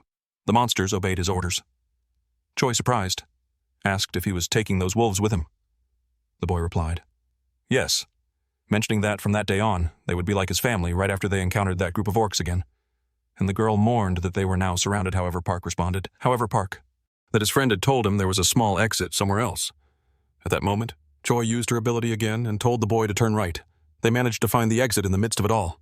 Choi warned that there was only 1 minute left before the door closed. Then the countdown started from 23 seconds.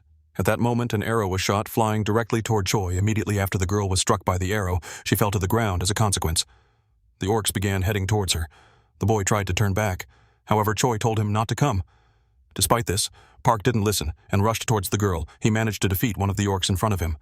Meanwhile, outside the dungeon, the reporter announced that it had been 8 seconds since the dungeon door closed.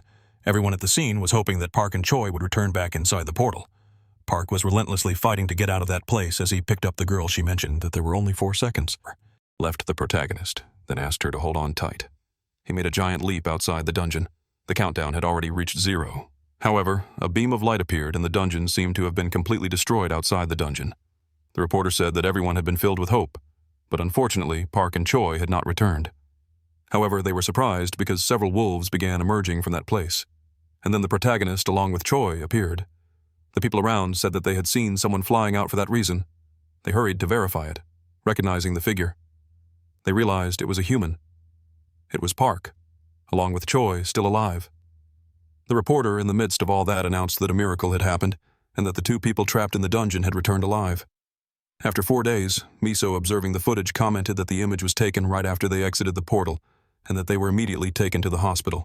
Afterward, thus various headlines about the event began to appear. The director, watching in awe, remarked that the reporters were being very provocative with their headlines. Miso said that it was because someone had given them the tip, so they were then. The man said they were there to figure out how to resolve the situation, not to accuse others, so they should continue the meeting. Miso continued, mentioning that news about Park had spread thanks to the incident scouts from agencies in various countries were already heading toward the boy. One of them was named Victor, an agent of Russia's KGB. Another was Gorenstein from Israel. Lastly, there was Nakamura, the vice chief of Tokyo's Awakened Federation. Irritated, the director asked if that idiot Nakamura had come again. The girl replied, yes, and in addition, he had taken Sung-woo, but she still thought America was even more dangerous. The director said they needed to secure Park, first of all asking if there were any security measures beyond the contract they currently had. Then the doctor said that as long as Park's family remained in Korea, he wouldn't leave the country. Surprised, the director asked if the boy cared more about his family than about money. The doctor replied that Park had lived among wolves for over 1,000 years, so he was probably missing his family a lot. However, it was the opposite. As he began to miss the wolves he had lived with for 1,000 years, after returning to Earth, the director commented that the protagonist was a very difficult person to understand. And the doctor said he valued spending time with his family more for that reason. In a way, he was just a normal person. Thus, they should offer him a territory where he could live with his family without any problems, and as a result, Park would have no reason to go against the department. The director agreed to that plan, but said they still needed to prevent the scouts from signing a contract with him. Miso then showed an image on the television saying it was an abandoned factory, so it would be better to give that area to the Suo Guild as their territory and marked the surrounding land as private property. The director said that those buildings could be fine after some repairs and asked if Chu would continue keeping an eye on Park. Miso replied that she was the most suitable person for that job. Then the director asked if she had already woken up, and Miso said she was already recovering. The director inquired if she was resting after writing a report about Park, and the girl replied that he was like a dog man. This left everyone surprised by what they had heard. The director asked her to continue speaking. Soon after, the scene shifted to an arena, and the announcer was greeting all the fans worldwide. It was the largest competition to determine the strongest, and finally the moment for the final match had arrived. The crowd went wild, and then the silhouette of an unknown man appeared. The announcer began to introduce this person, mentioning that he was the current rank, no one defending his title for the 21st time, remaining undefeated in his 45 previous battles, the strongest creature in the planet's history, and the hope of people living in these desperate times. His name was Okita Hiro. Next, that man's sword seemed to be emanating a dark aura. Meanwhile, a woman was watching from above. Soon after Hiro jumped, landing in the arena, the next participant was about to be introduced, the S-rank human weapon, and the rising star of the generation, undefeated in his 13 battles. His name was Michael. That man also jumped into the arena, quickly rushing toward Hiro, claiming that his era would end. Now he threw a punch toward the boy, who managed to dodge. However, Michael hadn't given up and kept attacking Hiro, but soon after the boy began to counterattack, successfully landing a series of blows on Michael. As a result, Michael's armor cracked. However, he pulled out a kind of sword from his hand, but Hiro dodged it, managing to strike Michael again. Still, it wasn't enough because Michael had already chained Hiro. Feeling pleased that he had finally caught the boy immediately after he began attacking Hiro again. At that moment, Hiro calmly informed Michael that he was already dead out of nowhere. Blood began to pour from Michael's mouth, leaving the entire audience in shock at what they were witnessing, because within seconds, Michael was already on the ground. The announcer, surprised, asked what had happened, mentioning that Michael had been on an incredible winning streak. Yet he was defeated so easily as a result, the medics rushed to try and heal him, but still the man wasn't moving. And as the announcer was saying, the referee had already given his verdict. Michael was unable to continue the fight. Thus, Hiro defended his title for the 22nd time. Right after Hiro left the arena, another man asked Hiro if he had used something new, and Hiro replied that he had just thrown the aura from his sword at the man, and then let it flow naturally. He added that everyone had done a great job and that they should go out for drinks afterwards, soon after he opened the door. And at that moment, the girl from before embraced him, asking if by any chance he had killed that man. Hiro responded that considering Michael was destined to become one of the 7 future villains, he probably should have done it. The girl replied that he shouldn't try to handle everything on his own. Hiro then asked if anything unusual had happened. The girl said she had received a call from the department, but aside from that, nothing significant. She mentioned that the director had told her to be careful not to get hurt, so they should get ready and leave as everyone was waiting the scene, then shifted to that man from earlier watching the battle on TV. The girl said that some time ago she heard that the person trapped in the level 5 dungeon had successfully escaped, leaving the man very surprised by what he had heard. The girl said people were calling him the second Samu of Korea, and they seemed to have high expectations for him. Furthermore, there were reports that the Defense Department was very interested in him. Hiro then asked who that person was.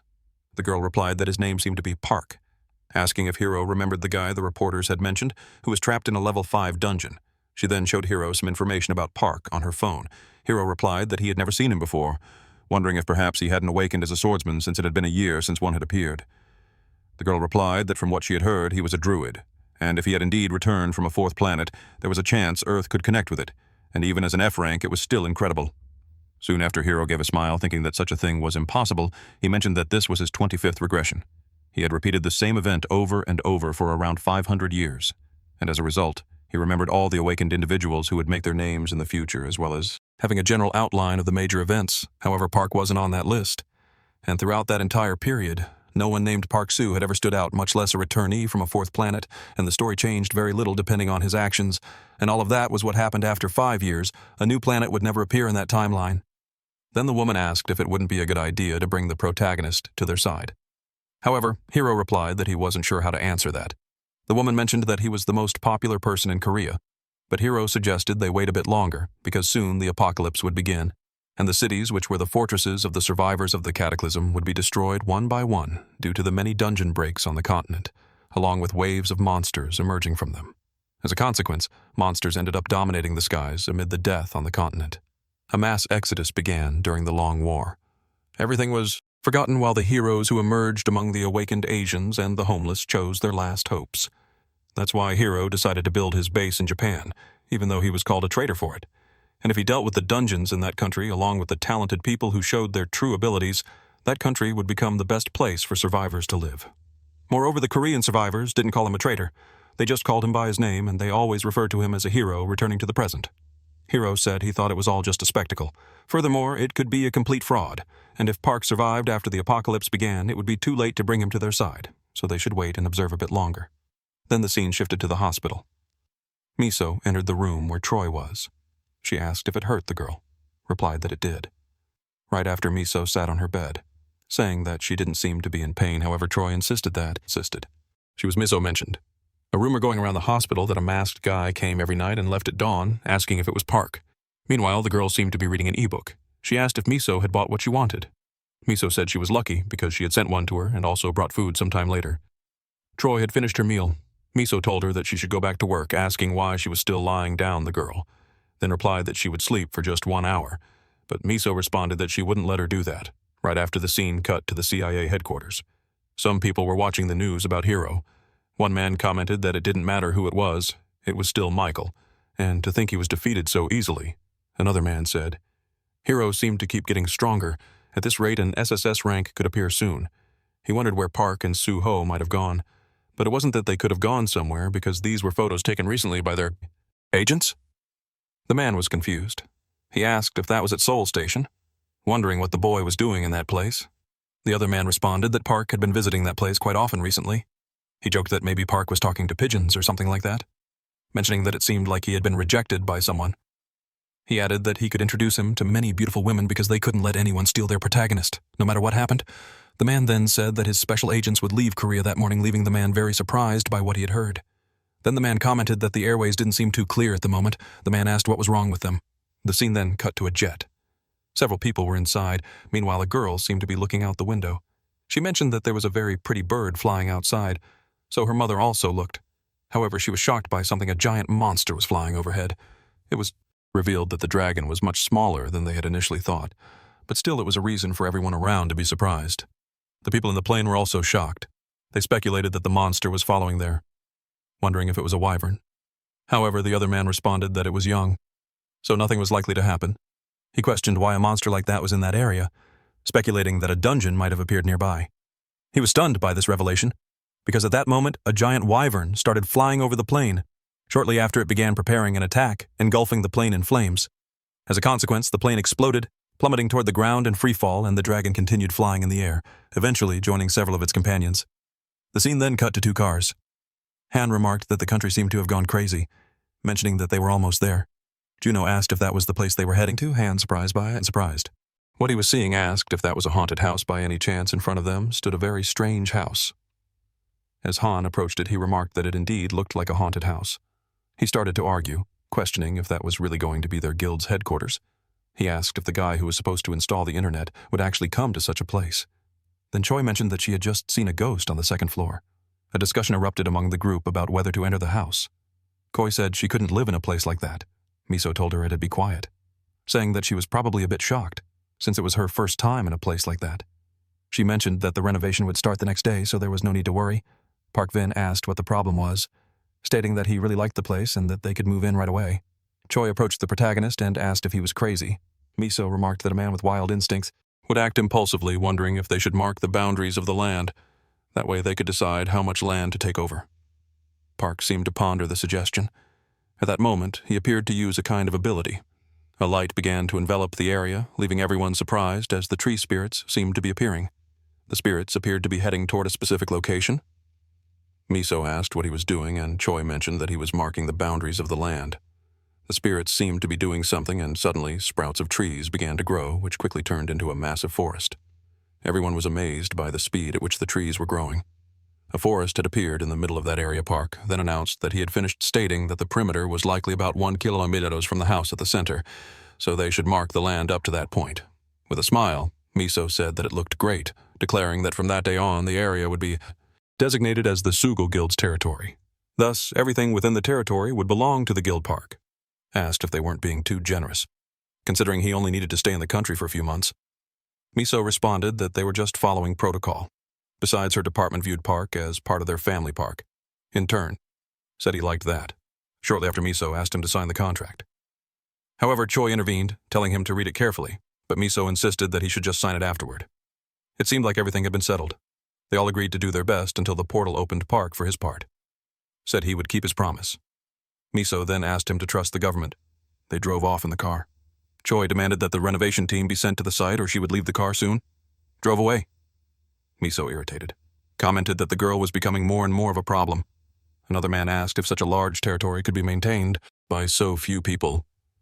Miso replied that if they couldn't, she would use that as an excuse to send her personnel there. For that reason, she asked for a list of attack units above level 5 and to have them ready. The scene then shifted to an unknown ship. Several bandits seemed to be trying to board it, mentioning that they had hit the jackpot, so they started shooting at the ship. The group inside the ship seemed very desperate, immediately calling for help. They began sending several SOS messages to nearby people. At that moment, the bandits started boarding the ship. One of the men told them to start the engine and hide in the engine room. However, it didn't seem to be enough. Everyone was soon shocked by something in a matter of seconds. All the men on the ship were thrown into the air, right after a tentacle appeared, and a gigantic creature seemed to be trying to swallow the ship. As a consequence, the ship began to sink. The other man, who appeared to be the captain, fell into the water at that moment. A giant monster appeared right in front of him, swallowing him whole. It was then revealed that several sharks with unusual forms were lurking in the waters. Meanwhile, a helicopter flew over the area, reporting that they had reached the coordinates sent by the boat. After searching a 16-kilometer area, there was no sign of the ship. Meanwhile, the giant tentacle remained below the surface, soon heading toward another ship. The scene then cut back to the protagonist's clan house. The tree spirit seemed to be doing something with the surrounding trees, and the house itself appeared to be undergoing renovations. Shortly after, Troy's phone started ringing, but she was still asleep. She eventually answered the call. Miso, on the other end, said it seemed like she was having a lot of fun in that house. Troy, still groggy, asked why she would say that, mentioning that she was still on duty. Miso asked if she was with Park.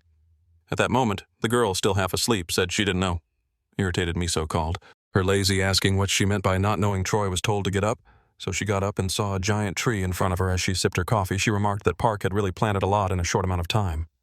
All the trees had already grown. She admired the stunning massive tree that stood before the house with several wolves roaming the area. Meanwhile, various system screens were appearing in front of Park showing information about the wolves.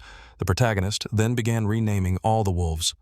The system warned that if dimensional energy exceeded his own, he could lose his sanity during fusion. Park, looking at the information, wondered if he could keep leveling up the wolves right after Troy appeared asking what he was doing.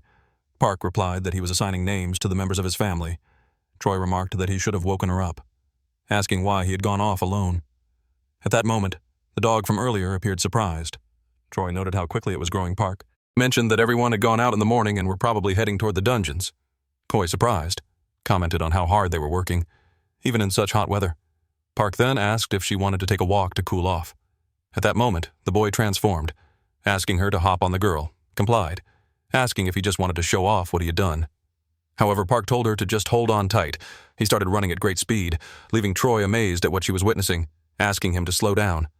Meanwhile, the pack of wolves was heading toward the protagonist. The scene then shifted to another location. A man asked if there was really nothing to report. mentioning that headquarters had requested any updates, but it had been 2 months since they last left the house. He asked if anyone had crossed the boundary. The other man pointed to the cameras, saying that the military would be dispatched immediately if anyone did, and since no one knew when the portal would open, 2 units would be stationed nearby. At that moment, a car appeared. The man noted that it was the Suva clan's vehicle shortly after the truck left the area, heading toward a specific destination. Inside the truck, Shuno mentioned how hot it was, but the reporters still wouldn't drop the situation. Meanwhile, Han was browsing YouTube, looking at information about the protagonist, wondering what he was seeing. Shuno asked what he was looking at. Han replied that it was nothing, though he seemed in thought. He wondered why so many countries were sending foreign donations to Park. Moreover, the highest donations appeared to come from very influential foreign scouts. Looking to the side, they spotted the protagonist in Troy with the wolves following alongside them. Troy waved at them and Han called her sister-in-law, which irritated her. Han remarked that if Troy lived and aided the protagonist's house, she was probably his sister-in-law, adding that Park didn't seem willing to give them a ride watching the... He commented on how fast Park was prompting Shuno to step on the gas, insisting they wouldn't lose to a car. Thus it seemed like they were having a race to see who was really faster. Looking back, Troy noticed something, asking if the boy had sensed it too. As Troy observed, she confirmed that they were witnessing a dimensional break within a 200-meter radius. A flashback of the protagonist and Troy in the hospital appeared. The girl asked what kind of planet he had been on.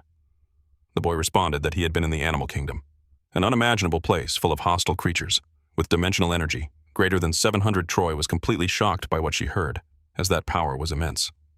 Park continued, explaining that it was a place where territorial and survival battles never ended until one was dead. To be the leader of a group, one had to be at least rank. Even after becoming a king, he had to accept challenges for hundreds of years. The scene then shifted back to the present Koi. Thought that with the bridge portal connected to the planet, unrestricted passage was possible for both sides. If what the protagonist said was true, that place would become a war zone where they would have to fight against hostile beings from another world, likely battling beasts with dimensional energy above rank S. The scene then cut to Troy talking with the director. She asked if he thought Park's planet would be friendly toward them. The director in turn questioned why she was worried, mentioning that Park was the king of that place. The scene shifted again to Park and Troy. Troy questioned why the boy had said he was king of that place. Park replied that if the current king wasn't the same as before, they would want to kill him if they saw how weak he was. Now, Troy, bewildered, asked why that made so much sense. She then told him to run at full speed toward the northeastern field because they needed to get as far away from the city center as possible. They began moving toward some. Bush's hand, meanwhile, wondered where they were heading, deciding to follow them quickly as they proceeded in the same direction. A beam of light started to appear. Troy mentioned that the portal was beginning to open as the space around them started to distort, leaving her puzzled by what she was seeing. Soon after, Miso received a call. Troy informed her that the portal was about to form. Miso, confused, asked for clarification. Troy requested that the portal's location be sent to the guard units. A short time later, several convoys arrived, preparing their missiles for a possible attack. The protagonists seemed to notice something, mentioning that this wasn't the planet he had been on, but just a normal portal. Troy asked how he could be sure without even using any equipment. At that moment, the boy stopped, saying the sensation was different from when he had crossed Troy. Explained that the portal he had crossed was a teleportation portal, which returnees sometimes used. That's why it might feel different. However, Troy realized something, thinking that now that she had stopped to reflect, the dimensional energy of a teleportation portal Park had crossed was greater than that of a bridge portal. At the time, she had thought the device was broken, and she suspected that something was off with her intuition. However, it was true that her instincts were telling her this was something very dangerous like before, but in any case, this was still a dungeon portal. Yet she was still questioning whether it was really a portal at all. The other soldiers watching everything speculated that it might be a dimensional break. Soon after, several cars arrived at a specific location. The other man mentioned that this was the department's detection team. At the same moment, several helicopters appeared over the area.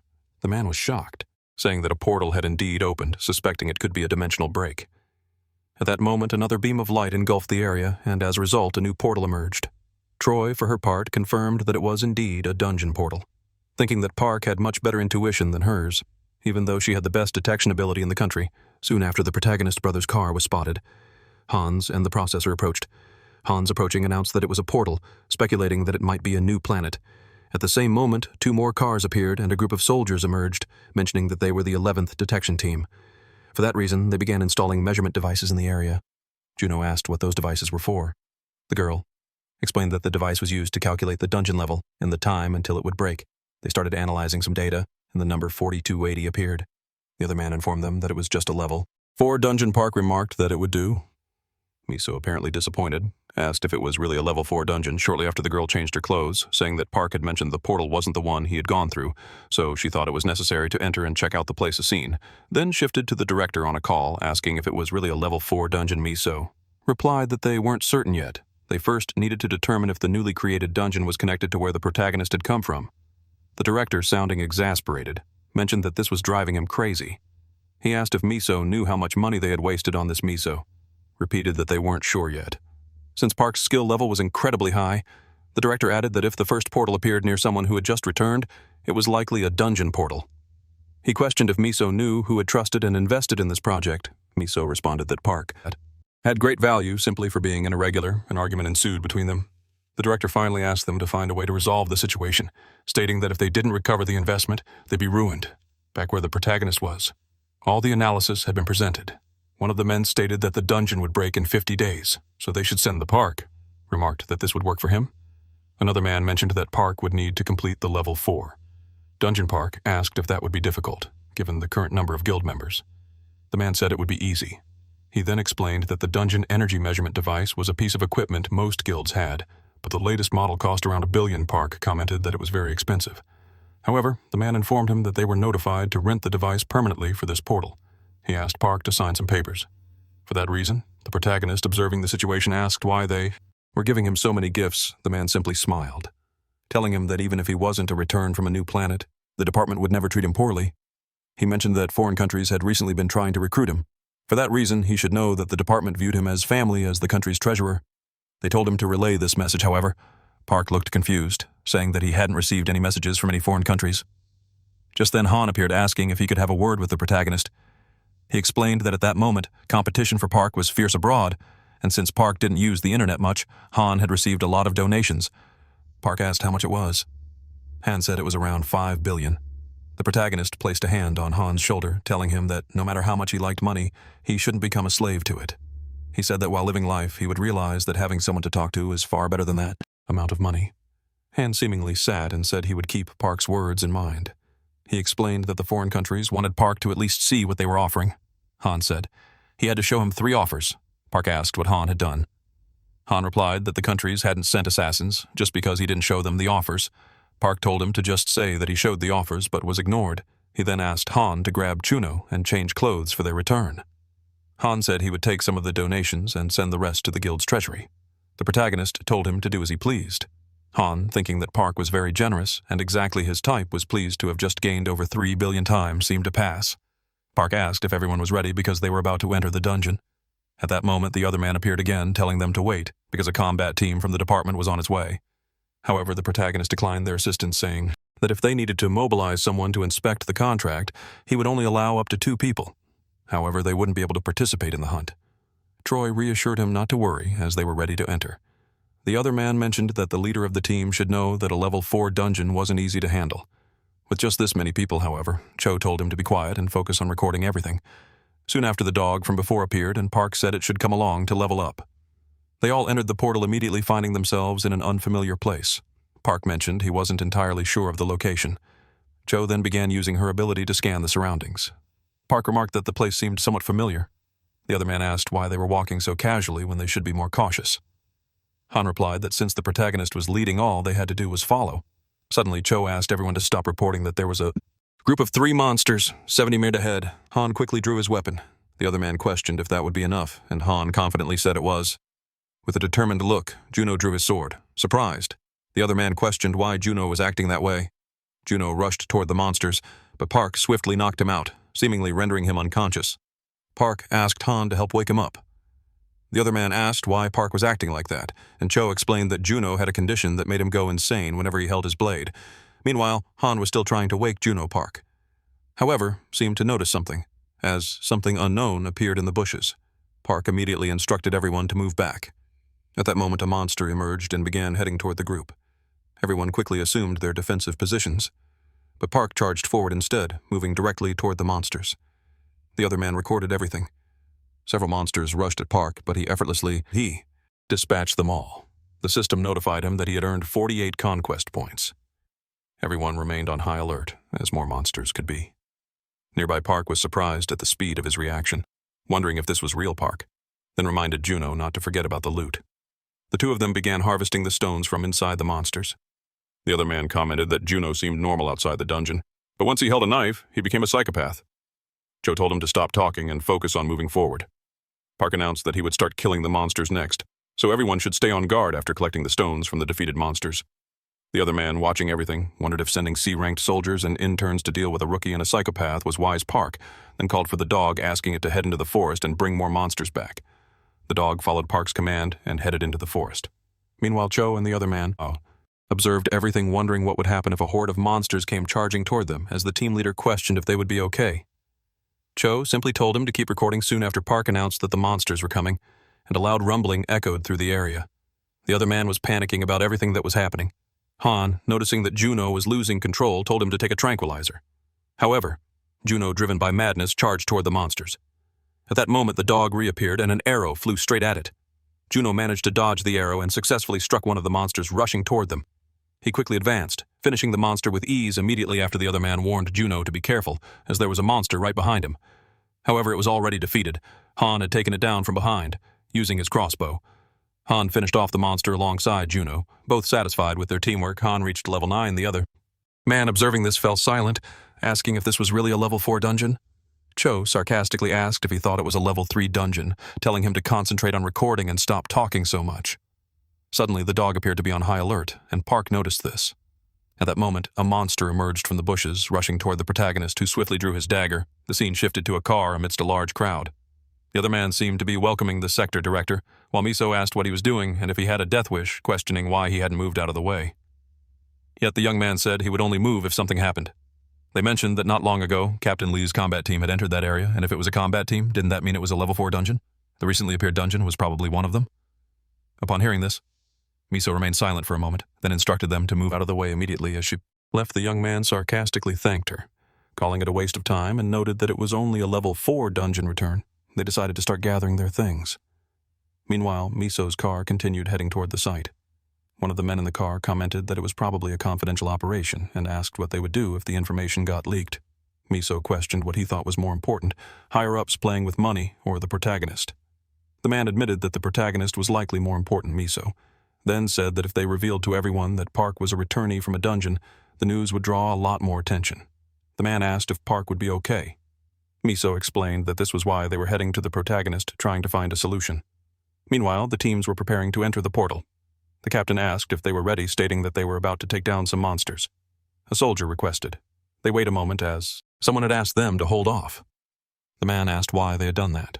Just as a car arrived on the scene, a woman stepped out of the vehicle. Miso greeted the captain. The man asked what she wanted, and Miso responded that he couldn't enter. Confused, the man asked why not. Miso explained that as long as Park hadn't agreed to cooperate with the combat team, crossing the portal wasn't permitted. The man, frustrated, asked what kind of nonsense she was talking about, given that the team had to reprogram their plans and rush over in vain. Miso replied that certain things had happened, and for that reason, they couldn't enter the portal. The man argued that there was a flaw in the contract clause, asking if it made sense for only a reconnaissance team without combat experience to go in. Miso responded that they were planning to amend the contract, and she had come to resolve the issue. It also involved something related to the director. Irritated, the man asked why everything had to be so complicated, while Miso suggested they continue the conversation in the car. The scene then cut to the director watching the news on his computer. He muttered that a mistake had been made as he needed to investigate a few more things before releasing a more formal statement. At the same moment, the man received a call. Frustrated, asking why he still couldn't reach Miso. The scene transitioned to a building. The doctor from earlier was reviewing the protagonist information, saying that Park represented a shattered dream on a planet in Korea and that it was likely a pivotal moment in the story. He reflected that the boy's life was like a drama filled with numerous conflicts. He recalled the protagonist's words about hiding near the coast before discovering fruit on trees, noting that in his past the sea had provided plenty of food. However, it didn't take long for him to realize that it wasn't a place where he could live. Because when he looked to the side, he saw something a massive monster was circling.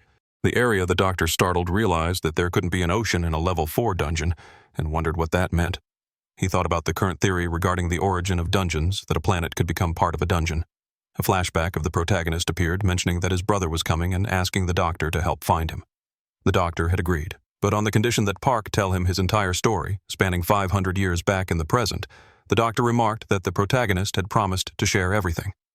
After reuniting with his brother, he noted that for an F-rank returnee, Park was a very ordinary person, despite having lived hundreds of years as the king of the jungle. However, the doctor regretted losing the opportunity to hear a much more interesting story due to a hasty decision. Returning to the dungeon, Park was still finishing off those monsters that he coldly watched, eliminating them one by one. The other man observing this said it was insane as he could avoid an ambush like that. Park asked what the problem was, as he should help with the spoils, so the man started doing what the boy had asked. Sometime later, the group was walking through the dungeon. Kui asked what that place was, as it was strangely beautiful, and Han, in disbelief, said that the shining stone looked like a gem, but it seemed to cast a dark hour. Park said he had never been to a place like that, and wondered why something seemed so familiar. Soon after, the group found a different stone, noticing that there was an inscription telling them never to return to that territory. Meanwhile, Park was observing it, and Kui asked if by chance it was one of Hans's pranks, with the boy replying that it wasn't. The girl said everything was fine. Kui asked if the guy was recording, and he replied that he was. At that moment, she noticed something as the protagonist was climbing to another place. Thus, the group ended up following him where they found a different place because there was a cave, and so that place opened up, and in disbelief asked what it was, because there were several inscriptions on the walls of that place, being very surprised by what they were seeing. However, those inscriptions were very confusing as they were completely different from what they expected. Moreover, in that writing it said it missed humans a lot. Additionally, there were various drawings written on those walls. Soon after, they came across a large phrase saying, "It missed many people. It used to hate as well as its family," and his brother Han, for his part, was surprised because the name Junho was also in that place. Soon after, they came across the phrase saying that Park Suho had been in that place. At that moment, they realized what was happening, and said it was similar to prehistoric cave paintings and seemed to have great scientific value. Choi, approaching Park, asked if by any chance he had lived in that place, and the boy, with a threatening look, seemed to be observing something. Seeing one of the said it had been 500 years since he became the owner of the Moon Hill, where he remembered one of the opponents he had to face, who was simply a giant black tiger that always gave him that threatening look when they fought. Soon after, Choi asked if the boy was okay, and the protagonist was still observing those writings, remembering every battle and every experience he had in that place. Thus, he seemed to have realized something.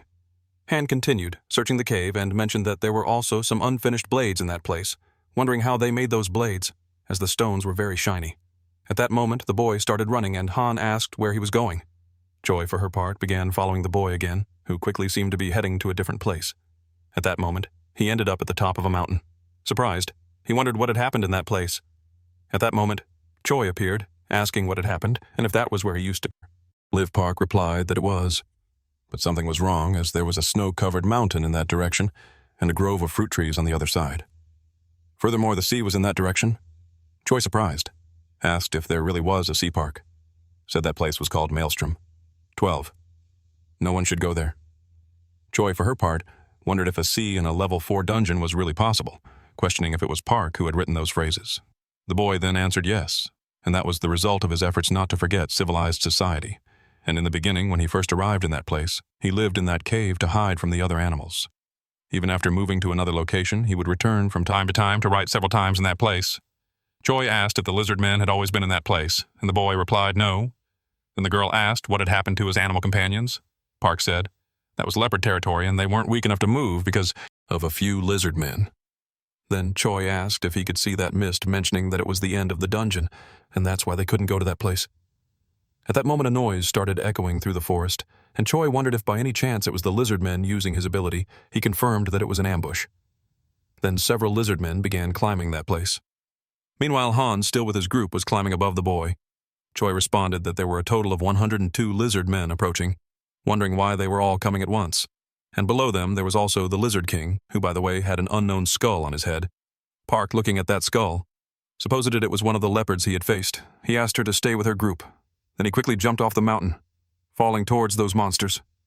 Choi, for her part, asked what he was doing. Then the scene shifted to that woman from before, watching a pigeon. At that moment, a blue energy began to envelop that animal, and Choi seemed surprised as Park suddenly managed to create wings flying swiftly toward that monster. Thus, the Lizard King threw his spear. However, Park easily dodged it, and in a matter of seconds, he was already in front of that lizard. Soon after, a blue energy began to envelop that dog from before, and Park transformed into his wolf form, managing to attack that lizard. Thus, the two began to fall toward the bushes. Choi was then surprised by what the boy had done. Han soon reached the mountain with his group. Choi, for her part, said everything was fine because the protagonist wasn't dead. Meanwhile, those lizard men were still climbing the mountain. Choi said there were lizard men, 30 meters away and approaching, so they should prepare to fight the other guy, then grabbed a giant stone, saying he was ready for the fight. Han, for his part, grabbed his crossbow, telling them to try climbing. Meanwhile, Junho, without any weapon, also grabbed a stone. Soon after, those lizards got closer, and as result, Han fired his arrow, returning to the protagonist. He was in an intense fight with that boss, and it quickly seemed like he could finish him off. Thus, he tore off the skull that was on its head, asking the lizard where the leopards were. However, that monster already seemed to be dead. Back at the mountain, Park's group was still fighting those lizard men, and the other guy asked if long-range weapons didn't use more dimensional energy than short. Range ones. Han said there was no power limit as it could be ineffective depending on the person's level. Soon after, Choi warned that more lizards were coming. Junho then grabbed his two weapons, Han said. Junho had gone crazy again, so they shouldn't let him jump. Soon after, that other guy noticed something. As the protagonist, along with that monster, was in the air, surprised by what they were seeing. At that moment, those lizard men were almost reaching the top of the mountain. Thus, Park seemed to have finished off that lizard man. Desperate, that guy asked to seek cover. Then that lizard boss struck the mountain. The system notified that Park had leveled up and the wind ability had been unlocked as a result of the explosion. Several monsters fell into free fall. However, the mountain also began to collapse. Choi, for his part, asked everyone to take cover. However, it wasn't enough, as everyone began to fall toward the ground and all those monsters were also falling. Thus a landslide occurred.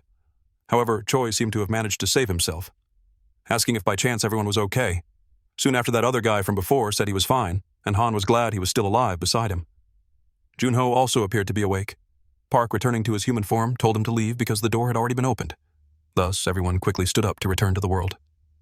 The guy observing this asked what the point of all this was back in the real world. That portal was still very strong. Meanwhile, Miso, along with that group of soldiers, was waiting for the protagonist, who at that moment emerged from that place. Meanwhile, that soldier silently observed everything as the group had returned intact without any casualties. Observing the protagonist, the guy asked if that was Park, because he seemed a bit weak. Soon after, Miso approached the protagonist, trying to greet him. However, the boy transformed into a pigeon and then started flying towards somewhere.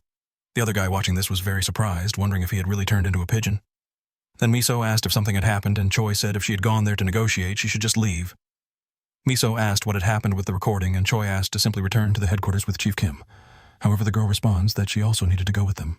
Choi, in turn, asks the reason for that, and the girl replies that the mission to observe Park ended at that moment, and for that reason she was dispatched.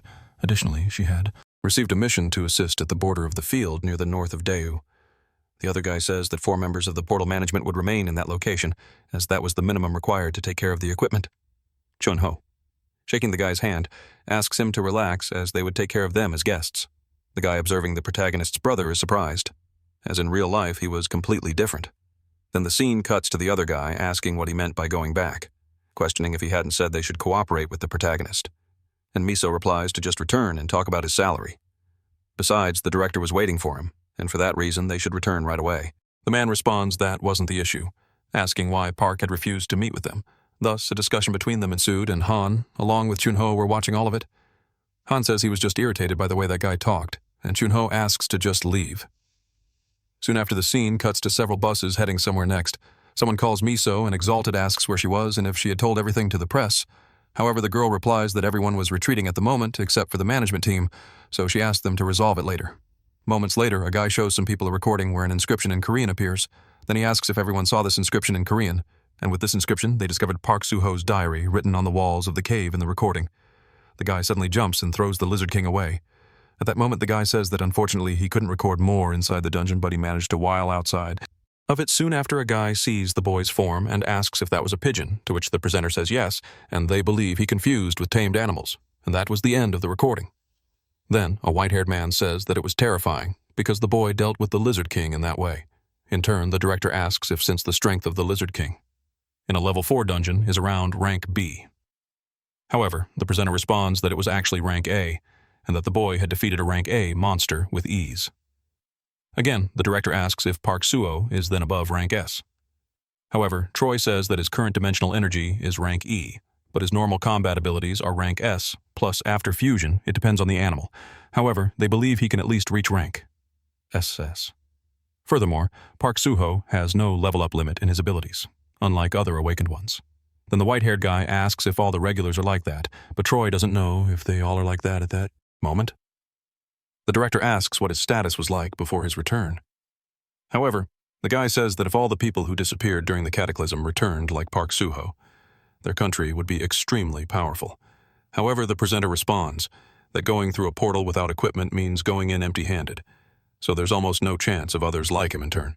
The director says that either way, even the first round of tests demonstrated that Park Soo-ho is a return from a level 4 dungeon, but Troy replies that they can't be sure of that yet. Then the director says he doesn't want to believe it, but the fact is that it's not a new planet, and what's most important at the moment is the secret of Park Soo-ho's abilities that are inside that dungeon. However, he asks why Park Soo-ho is stopping the scouts even after signing a contract. Then the white-haired man responds that perhaps he doesn't want to share the secret of his power, but Troy defends him saying that Park Soo-ho wasn't that kind of person. Then Miso asks if they don't think they should try negotiating a bit more, but the director asks what more he could possibly want after all they've already offered, more than enough to the boy. At that moment, Miso responds that that's exactly why. Then Troy leaves the place, apparently angry, and wonders what they meant by the secret to Park Soo-ho's strength. In turn, the guy tells Miso that if she fills her squad 37 with 80 rank C or higher people, he will take responsibility and find Park Soo-ho, and the issues with the minister's investment would also be resolved without problems. Then the director says that even if they only take all the spoils, it already seemed very good. In turn, the guy says they would earn 3 times the usual amount and a 780% bonus. Next, the director asks Miso what they should offer Park Soo-ho to gain unrestricted access to the dungeon. However, Miso asks if they didn't already have plenty of that to spare in another place, apparently a plantation. A child asks monk Mong-jin if he was going to harvest the tomatoes from the field.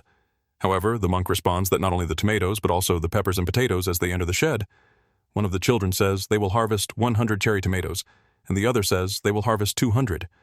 Another child mentions that Jong-yeon had said she would make roasted potatoes and peppers. Then they are ordered to each take a hoe to harvest the crops. However, while doing this, a man with sinister eyes seems to be watching them from hiding. Then the scene cuts to a soldier saying they had 10 minutes until departure. Additionally, they should report the number of soldiers and conduct the equipment inspection. Thus, the other soldiers say everything was in order, and there were no problems with detection. Meanwhile, Choi was using her phone. The girl says, there are no issues with detection. Team 11. The soldier says they were about to begin the operation. Thus, they begin to leave inside the tank. The girl still seemed to be using her phone, and the soldiers were talking, saying they had heard that the due border was like hell on earth because of all the dungeon breaches. The other guy then says they doubted that the detection team would be in command of front lines, asking if it was true. Choi replies that it is, which is why they should write a will and send it to their families before they go out of signal range. Then the scene cuts to another house where the protagonist was, and shortly after he receives a call from Choi. However, the boy was sleeping. Meanwhile, Han was on the computer saying the protagonist was sleeping much more than usual, and since it was revealed he was just a returnee from a level 4 dungeon. The donations should have stopped. However, he's surprised by what he saw at that moment. Junho arrives at the place Han asks him to knock before entering, and the boy apologizes, wondering if he was doing something illegal, asking if that monk had called at any point. However, the boy responds that he hadn't. Junho says he couldn't reach and wondering if something had happened. Han asks if he had reached divine enlightenment. But either way, he was probably having fun or playing with the kids in some way. Observing Junho asks what was in his hand, and the boy responds that his grandmother said he seemed to be hallucinating due to a vitamin deficiency, so she bought him some supplements. Han asks if he didn't think the protagonist was sleeping too much, and the man replies that he was planning to wake him up. Meanwhile, in Park's room, the boy seemed to have already woken up and was looking at the giant tree in front of him, thinking that he had already suspected he could reunite with his friends when the portal opened. But the land he returned to was only a small piece of that place. Instead of meeting his friends, it was filled with red lizards he had never seen before. So he had no idea where his red wolf family could be. Additionally, his enemy Kuro could be somewhere with that other giant gorilla he had fought before, wondering where they could possibly be, and if they had fled to another place in fear of those lizards. However, he changes his mind, instantly asking if it really mattered, because if they were destined to, they would reunite one day soon after Juno enters the room, asking if he was awake so they should eat something. Park replies that he was already awake and had slept so much that he didn't realize he was hungry. Thus, the two leave the room, and Choi was still trying to call the young man. A while later, the protagonist was already having dinner at the table with the two, asking where that blonde girl had gone. However, they were surprised by what they heard, asking if he didn't know the name of that woman. However, Park asks if her name wasn't Blondie, questioning why they were acting that way. In disbelief, Han says her name was Choi, asking if by chance the two of them weren't seeing each other before Park in turn asks if he was talking about that house there. Then Juno asks if they thought they were going to send her to the field park, says he didn't know what he was talking about. Juno says she had called because the protagonist didn't answer his phone, and besides, they needed to recruit new members for the guild park. Asks if they really needed to do that. Juno replies that, yes, they did, because they needed people to handle the portal meter, and they didn't know when a portal could sprout in her territory next. The protagonist asks Han if he happened to know where they could recruit more people. The boy says he might know if he asked an old boxing friend. Park asks if that monk had come back before. Juno replies that he hadn't called either and hadn't said where the elderly orphans were living in Seoul. Irritated Han says that monk was still not answering his phone and he wasn't someone who did that. The scene then cuts to the battlefield, and meanwhile Choi was still waiting for her orders. Looking at her phone, she realizes she was in the red zone with the Necroles, wondering if that was on the original route. However, she forgets everything and ends up turning off her phone. Then the scene cuts back to Park, realizing he had 2 missed calls from that girl soon after he tries to call her. However, that number was already unavailable. The scene then cuts again to those tanks heading to a certain location, and around them were several zombies surrounding that place. Meanwhile, Park was still trying to make that call, and Choi's phone was apparently covered in blood. Thus, Park realizes she simply wasn't answering. Soon after, a car arrives at the protagonist's residence, and Maisu tells Junho they had just arrived, asking if she could meet with the protagonist. The other man, looking to the side, finds Park, who is sitting in a chair, looking at something. Park asks if it was about the inspection. MSU responds. That, yes, it was, the protagonist, says that it wasn't a new planner asking why they were so focused on inspecting them. MSU responds that they wanted to uncover the secret behind his ability. In the dungeon, Park says he had already told them many times, as they just needed to train hard for 1,000 years, asking why they didn't believe him. The man then asks him to stop acting that way since they were from the same country. So they should help each other. As good compatriots in this time of national crisis, Park. Then asks what the man was talking about. The guy says that the frequency of level 6 dungeon appearances was increasing, and the time limit for a dungeon break was slowly decreasing. The number of infected people in the field had skyrocketed, putting pressure on society during a massive food and labor shortage, and people with strong abilities like the protagonist were desperately needed. Park asks what he meant by infected people. The man says that after the cataclysmic shift, an unknown virus started spreading among the people living in the field. The infected are called necrophiles, and the red areas in that location are red zones with necrophiles. If that zone expands, land-based transportation will be cut off. Dungeon breaks in the field would become increasingly difficult. Mr. says they believed it was an alien virus that came through a portal, but it spread so quickly that it was hard to the situation with their current manpower. Park asks if by inspecting dungeons freely and hunting there they would give 2 gifts in return. Mr. says the first gift would be to raise his guild's level to level 5. This meant he could enter dungeons from level 5 and below, asking if that wasn't exciting. The other gift would be to give him new territory, a region that used to be in the north, near the protagonist's territory, asking if he could handle it. Park says that if he's talking about the field, the land was already abandoned, asking if he was requesting to protect the east of Su in danger. Mr. says they were abandoned lands except for a few other cities. Most of the region was practically fields after the Great Disaster. The people who remained in the field couldn't bear it any longer and began moving to safer areas. However, the big cities with stable security didn't have enough space. Park then asks if he should stay in that place and welcome them. Mr. says that when people gather, they tend to help rebuild the city, developing trade districts in the dungeons and clearing the farmland. If his guild were recognized for its ability to manage the territory, it would likely generate a lot of profit in the dungeon's commercial district. The modular mobile house should be used in case of dungeon breaks. Park, observing all of this, mentions that it wasn't a bad offer. Asking about the current situation in North Korea, the protagonist says they took a major hit to their command system at the beginning of the Great Disaster. The other man says there were coups, and when the system collapsed, they escaped to mainland. The remaining survivors are going from place to place, struggling to survive since they can't manage the dungeons. Systematically, breaks are happening everywhere, asking if it wouldn't just be a matter of time before they escape to South Korea. Soon after, the protagonist thinks he wasn't sure if he was mistaken. Then he accepts the offer, saying they should sign the contract. Pleased, Mizu says he made a great decision. Park asks if the condition of staying in the country for 30 days had already been rescinded. The girl responds that it had. Park then says there were 2 things he'd like to personally request. First, he wanted to meet the scientist who invented the dimensional energy measuring device. Second, he wanted to locate a member of his guild, the monk from before, because he had stopped answering his phone. All of a sudden, MSU says those 2 requests would be easy to fulfill, so they would take care of it. Standing up, the man says he would begin his mission soon after. The scene cuts to a building where 3 people were sitting beside a chair, apparently waiting for something. The other guy thinks that the Astila Guild was the mercenary group created by the largest conglomerate in Korea. Recruitment only opens twice a year, but most mercenaries are disqualified during the initiation phase. That guild was the dream of most mercenaries, which is why it was so hard to get into. But when you make it, you receive immense support. For this reason, he applied, hoping to get something even after being rejected by the guild. However, something unexpected happened, and he passed the registration phase. Therefore, he was being recognized after working for 3 years in small clans and as an influential mercenary. However, it wasn't over yet.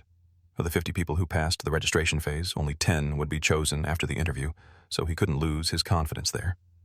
After all, it could be a once-in-a-lifetime opportunity at that moment. That boy receives an email from someone surprised by what he was seeing. Sometime later, a woman says they can now leave the room as a result.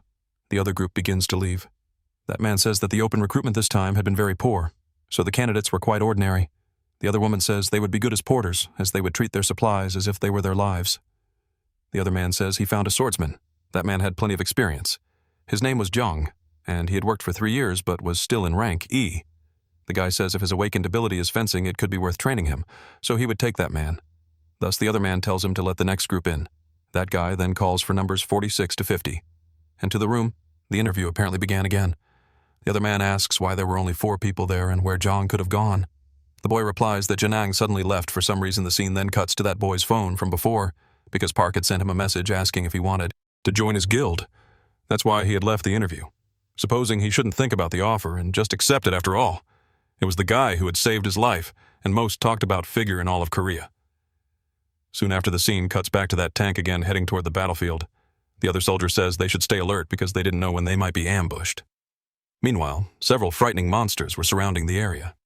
The soldier says the roads were becoming more dangerous, so they should have stayed on their usual path. The other says there was nothing they could do as they wouldn't arrive on time if they took the normal route. Soon after, that soldier calls his friend over because he had come across something very strange, wondering what it could be. Looking more closely, he realized it was several zombies devouring the body of a monster with a menacing glare. The zombies were watching the tank, the soldier says, to turn them into dust with the rocket launcher. However, the guy says that if they shoot, the necroiles would become highly agitated. The man says they don't have time, so they should fire if they manage to get out of that place soon. They would be in the military operations area following the captain's orders. The soldier starts preparing the shots. Then the captain orders them to open fire. As a result, the missiles are launched.